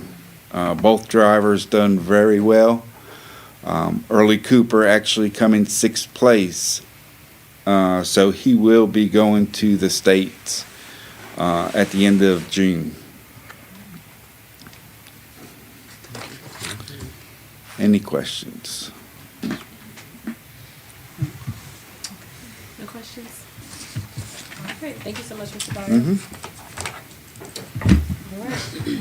And Dr. Farrell is going to talk to us about the safety box in this purchase order. And that is for action. That is an action item. Good evening to the board once again. I've spoken with you all before about the safety locks on our doors. In fact, during that conversation, Mr. Bissett brought up making sure that we had had a conversation with our fire marshals, fire chief, to ensure that the locks met all requirements. We had that conversation. We talked with the fire chief in the county, fire chief in the city. They were all in agreement, had conversations with the actual company that made the locks to make sure that everything was fire rated. So we did get the permission from the fire chiefs to move on with this process.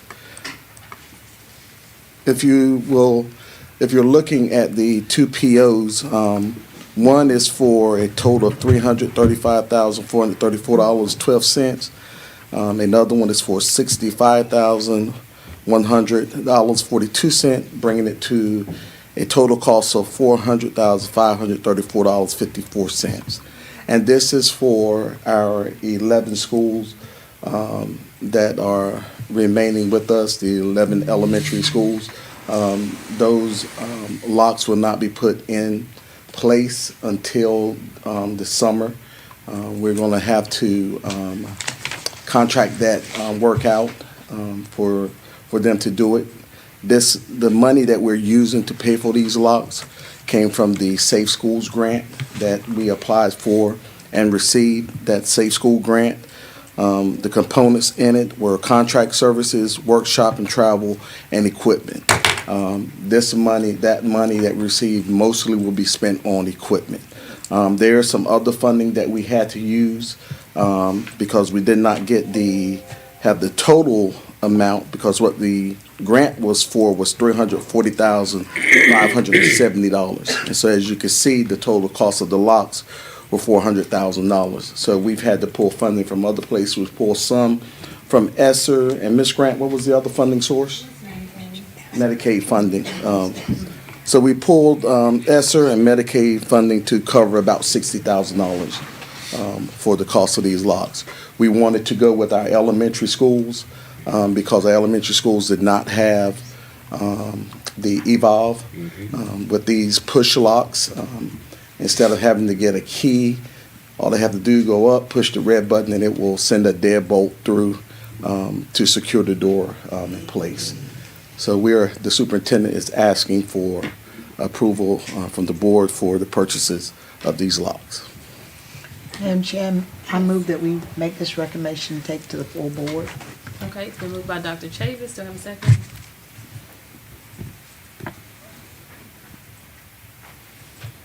I got a question. Question? Yes. Sure. How much are installation fees for this? Andrew, have you looked at that yet? Next to you, next room. You just start bringing it back to my left. I do not remember, Mr. Edwards, but due to the demerger, we don't have enough staffing to get all the doors done in the summer, so we did get 3 bids on that. I just don't have that in front of me for the installation itself. I can get it. What do you, from what you remember, what's an estimate for the installation? I can't even say, because at the time, when we found out the timeline and our group the team went out and did that, I don't remember what that is. Ms. Green, do you remember? I'm looking right now, but I don't have that conversation about the installation. Do you know where the money would be coming from for the installation? The grant is part of what he just discussed. We're gonna have to find funding from somewhere else for the installation.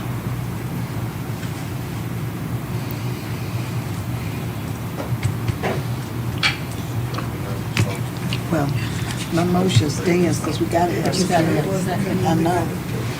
You gotta get the grant money. Yes. And again, just for clarification, the grant that we were awarded, the Safe School grant, was $340,570. The total cost of the lots was $534.54. $400,534.54. And as I said before, we used ESSER funding and Medicaid funding to cover the $60,000. So we can get you the numbers of what it's going to cost for the installation of those locks. But we thought that the most important thing was being able to secure the locks first, and then being able to get them in. And as Ms. Miller stated, we all know we're going to have a busy summer with our maintenance department, trying to get things ready for school year, for the upcoming school year, and we just don't have the capacity to do everything that needs to be done, so some things may have to be contracted out.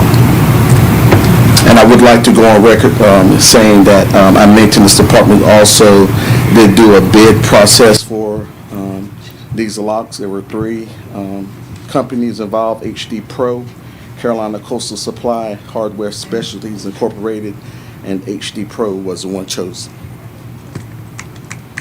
What was the bid? Ma'am. What was the bid? For the locks. Just for the locks? Yes, ma'am. Okay. Mhm. Do you have another question, Mr. Evans? No. Can I add, I just said something, due to the fact that when they did the process and the fees were gonna be so large, our team is planning to do the installation. And they're going to, we have some sub people that we pay, that we would be able to get them installed. And it would be no extra fees. That's even better. That happened after our last update. Thank you. So we'll be handling So the installation is free? it. Second. Okay. So it's been moved by Dr. Chavis and seconded by Mr. Edwards. So I will take a vote. All those in favor? Aye. Aye. Aye. Not me. Any opposed? It's all right. All right, thank you. So it is approved to go before the full board as presented. So if there are no other questions at this time, I will go ahead and adjourn. Thank you so much. Thank you. Thank you. Thank you, Dr. Farrell and Mrs. Thomas Ford and the Student Support Services Committee. Final committee that will convene on this evening is the Academic Services and Accountability Committee. Mr. Knight. I'll do a roll call vote. Dr. Washington. Here. Ms. Visit. Here. Rhonda Bullock. Here. Bill Sharp. This time I will entertain approval of minutes. So moved. Motion by Mr. Rhonda Bullock, second by Chris Visit. All in favor say aye. Aye. All opposed likewise. Field trips, Mr. White.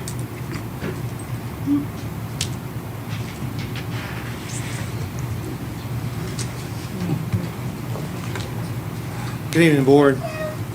So, I have just a few, 11 to be exact, to get approved. There's 12 on the, what you see, but there's one that you voted on that's highlighted, already been approved at the special called meeting. So the first, Parker Middle School, 7th grade social studies, Washington DC trip on May the 28th, 73 students, AT&T charter, 8 male and 19 female. Second, out of state, Northern Nash High School band performance at Kings Dominion on 5/11, 45 students, AT&T charter, 2 male, 4 female.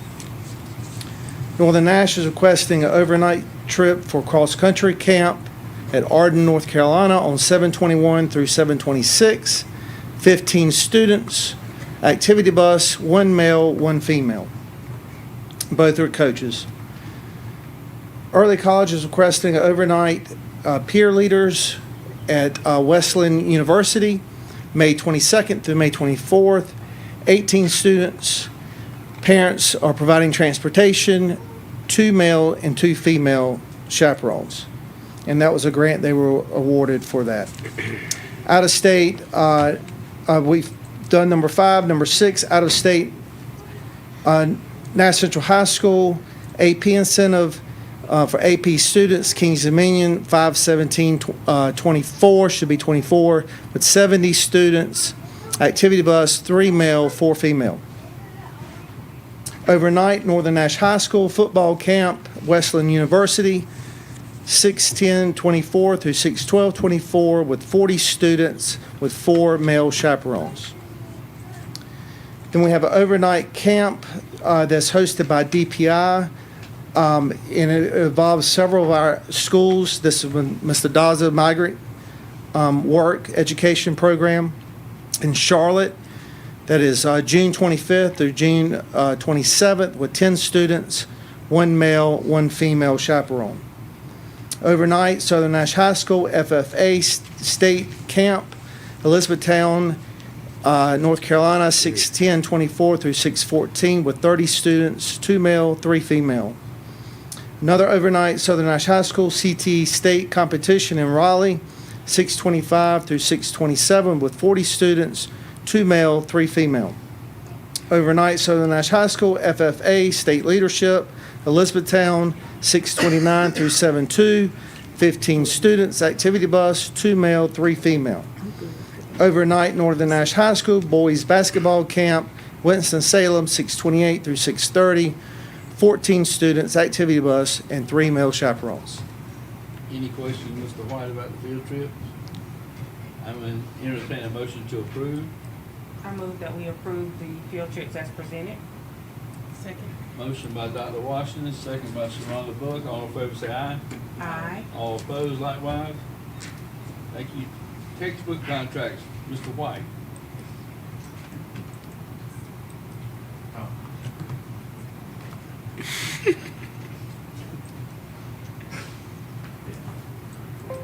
Am I good with this?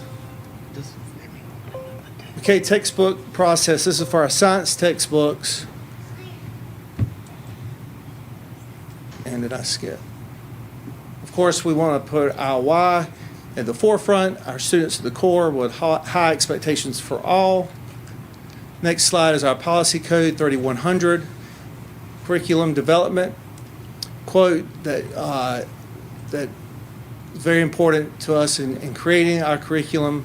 Creating a guaranteed viable curriculum is the #1 factor for increased levels of learning. Now with the science textbook selection, you know why it's not coming?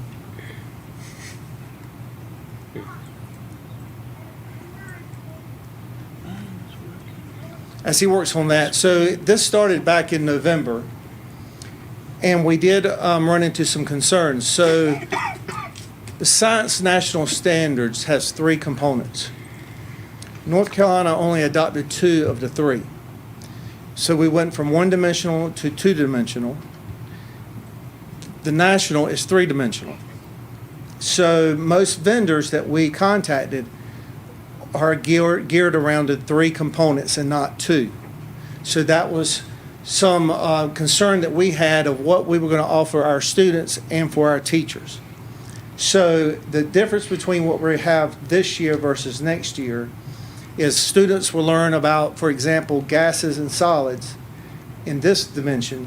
Second dimension would be they would put it to practice in labs and real-world activities. So that's the difference.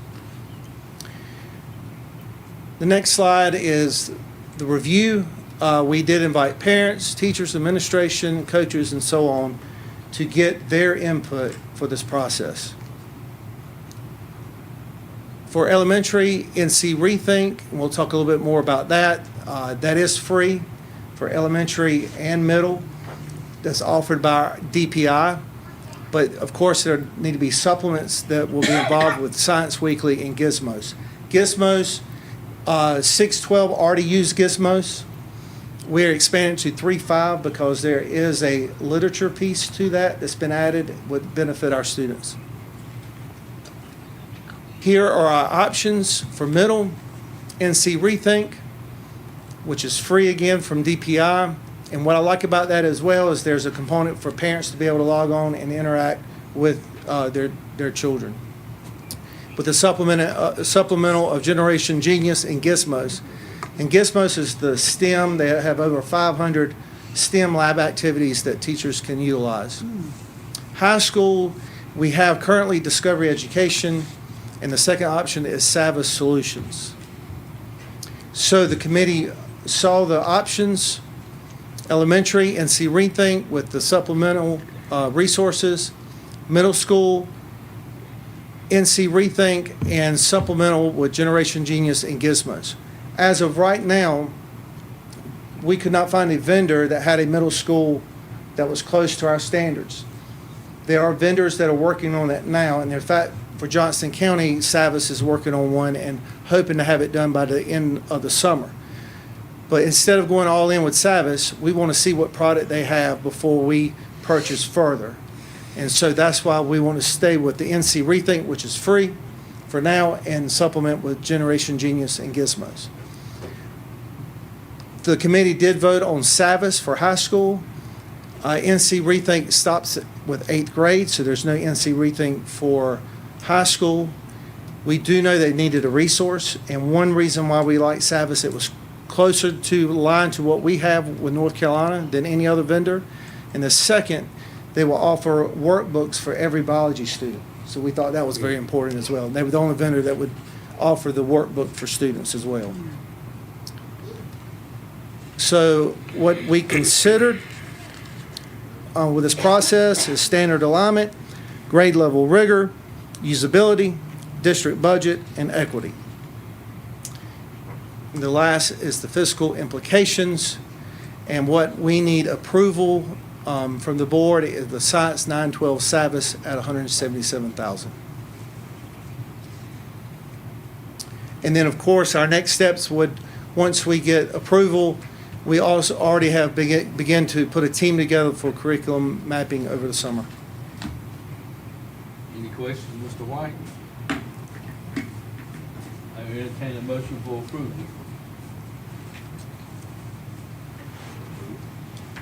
Motion by Mr. Visit, second by Dr. Washington. All in favor say aye.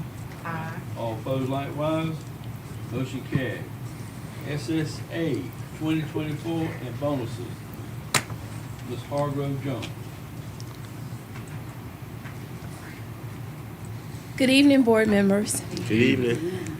I will be before you briefly to share the extended learning opportunities that Nash County Public Schools will offer this summer. Most of it is for information only. However, there is one action item at the end.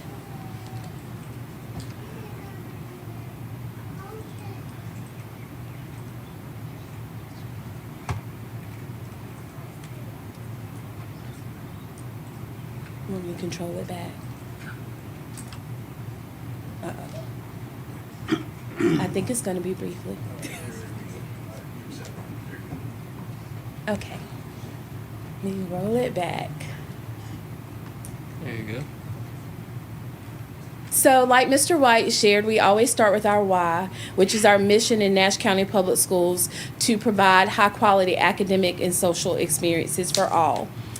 That summer learning programs will align with that mission, and we are really focusing on, out of our 5 focus areas, the academic success.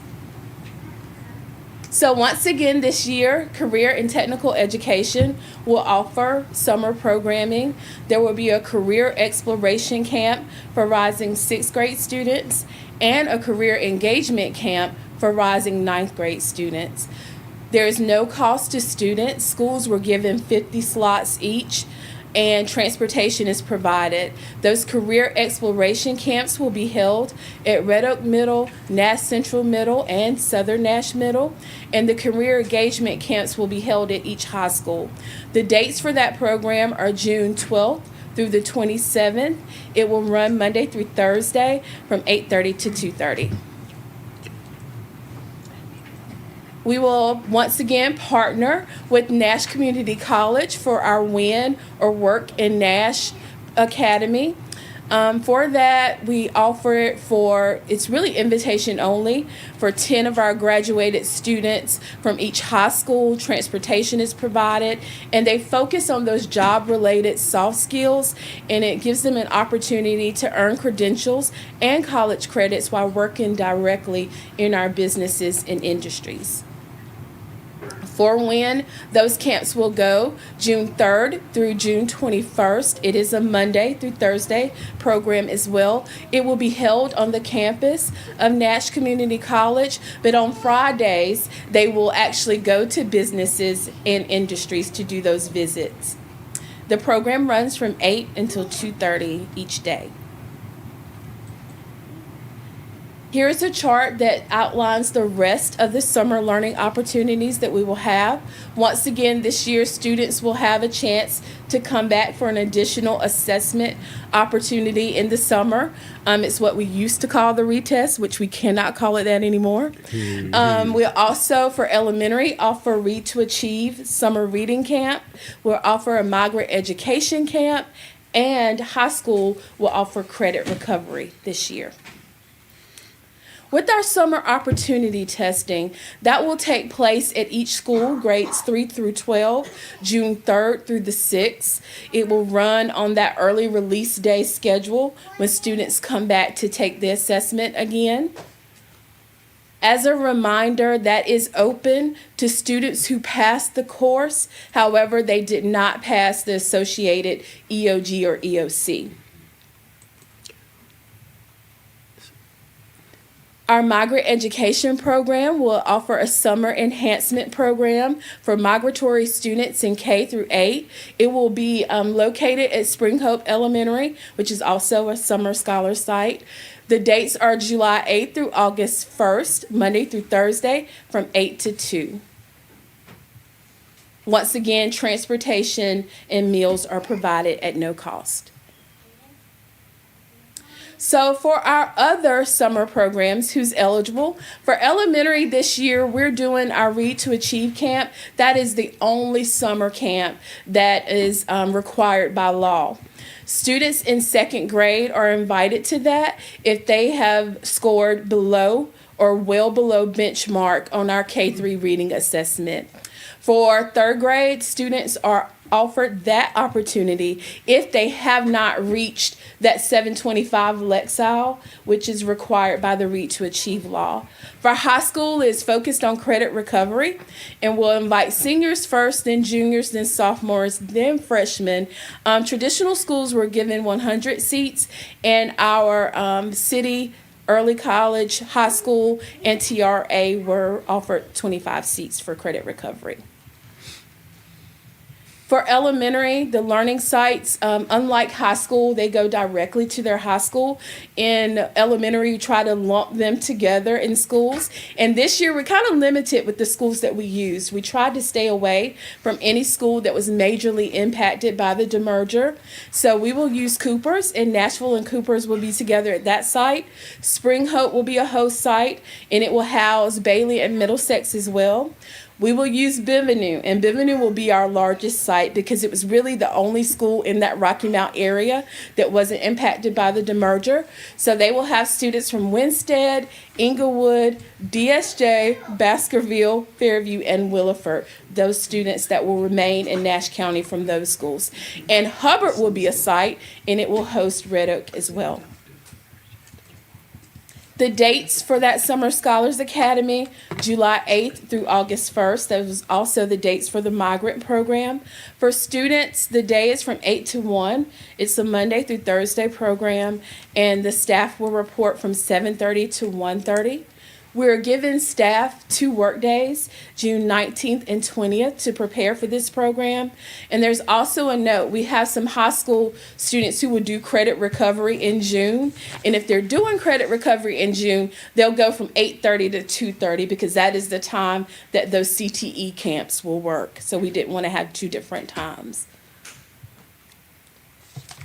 So using our middle of the year assessment numbers, these are the number of students that will qualify for that opportunity. However, that was middle of the year, and I am certain that our students will grow in proficiency from middle of the year to end of the year. But we always like to plan on the high side so that we can reduce our numbers. So we would need approximately 51 teachers if we had that many students. In high school, there's just the number of seats they will have, and they have 2 facilitators at traditional high schools and 1 facilitator for those innovative high schools. So this is the item that requires an action. For that Summer Scholars Read to Achieve camp, every year we must offer a signing bonus for teachers who meet that criteria that's displayed. The sign-in bonus must be at least $1,200. Teachers who teach 3rd grade are also offered a performance bonus on a per-student basis for every student that enters that camp not meeting proficiency and they exit proficient. And that has to be at least $150 per student. So the superintendent recommends that we offer those sign-in bonuses of $1,200 and also the performance bonus of $150 to our teachers in our Read to Achieve camp. Any questions from Ms. Hargrove Jones? If not, I'll entertain a motion to approve. Motion by Chris Bissett, second by Sharonda Bullock. All in favor say aye. Aye. All opposed likewise. Thank you. Thank you. CTE, local application, Mr. Thompson.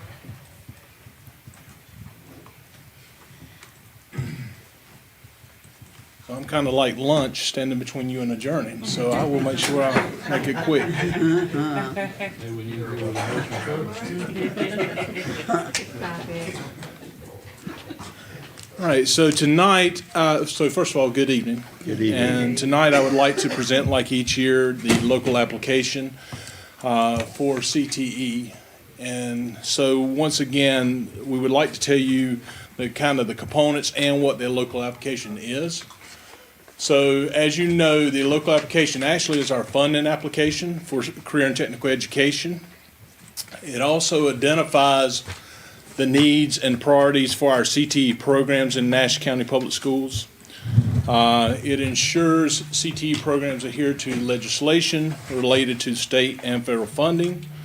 And then lastly, it identifies areas of focus for our upcoming school year. The components that are in the local application are the performance and data indicators. We also do narratives that pretty much just outline what we're going to do, as well as some of the data that we have utilized to work through those narratives. The funding grants, which is basically our budgets within CTE, are included in there. The comprehensive local needs assessment, if you remember, we talked about that a couple months ago. That's involved. And then the assurances, just saying we will follow and do the things that we say we're going to do in career and technical education. So I want to bring us back to kind of our continuum and our road in career and technical education. So just remember, we're always trying to expose in elementary. We're trying to explore in middle school, engage students, and really lead them into a pathway in high school, and then expand for post-secondary, whether it's going to college, whether it's going straight into the workforce or military. So these are just some, definitely not all exclusive, but these are some things that we do at each level. Just to give you an idea, once again, I think most of you are aware of these, but we try to outline some of those activities that we try to engage students in at each of our levels. So our priorities for 24-25. So we want to continue to focus on articulated credit alignment in college. So basically what that means is we can teach high school CTE classes that actually give them college credit as well. And so we want to make sure students are fully aware of that, our staff are fully aware of it, and all of our stakeholders. Create robust career development plans for students in grades 6 through 12 utilizing school links. We talked about school links at length here at the board meeting, and so we're going to focus on that. Continue building teaching capacity in our career and technical education programs. Offering industry-recognized credential opportunities. Just as we are now, we want to continue building on that and offer as many as we can for our students so they're prepared for jobs and careers. Continue advertising and marketing our CTE programs so that parents, students, and our stakeholders are fully aware of what we're teaching and what's available to them in our CTE programs. Retention and recruitment of our CTE teachers.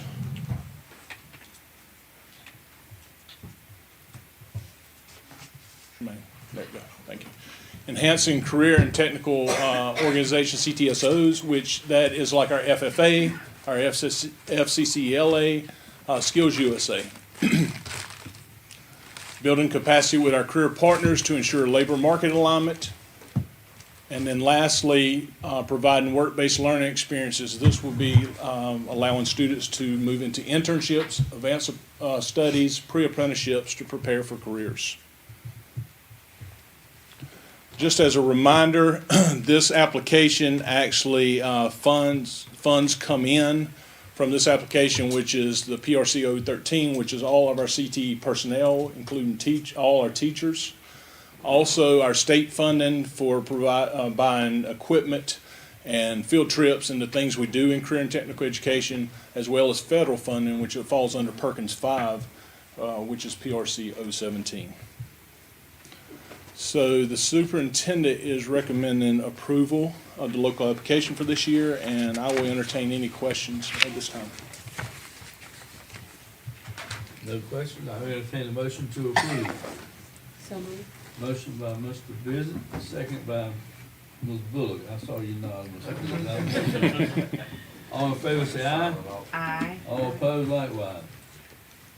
Thank you. No other questions? This committee is adjourned. Thank you, Mr. Lamb and Mr. Thompson. If there's no further business to come before the board on this evening, I move to adjourn. Have a great evening. Mr.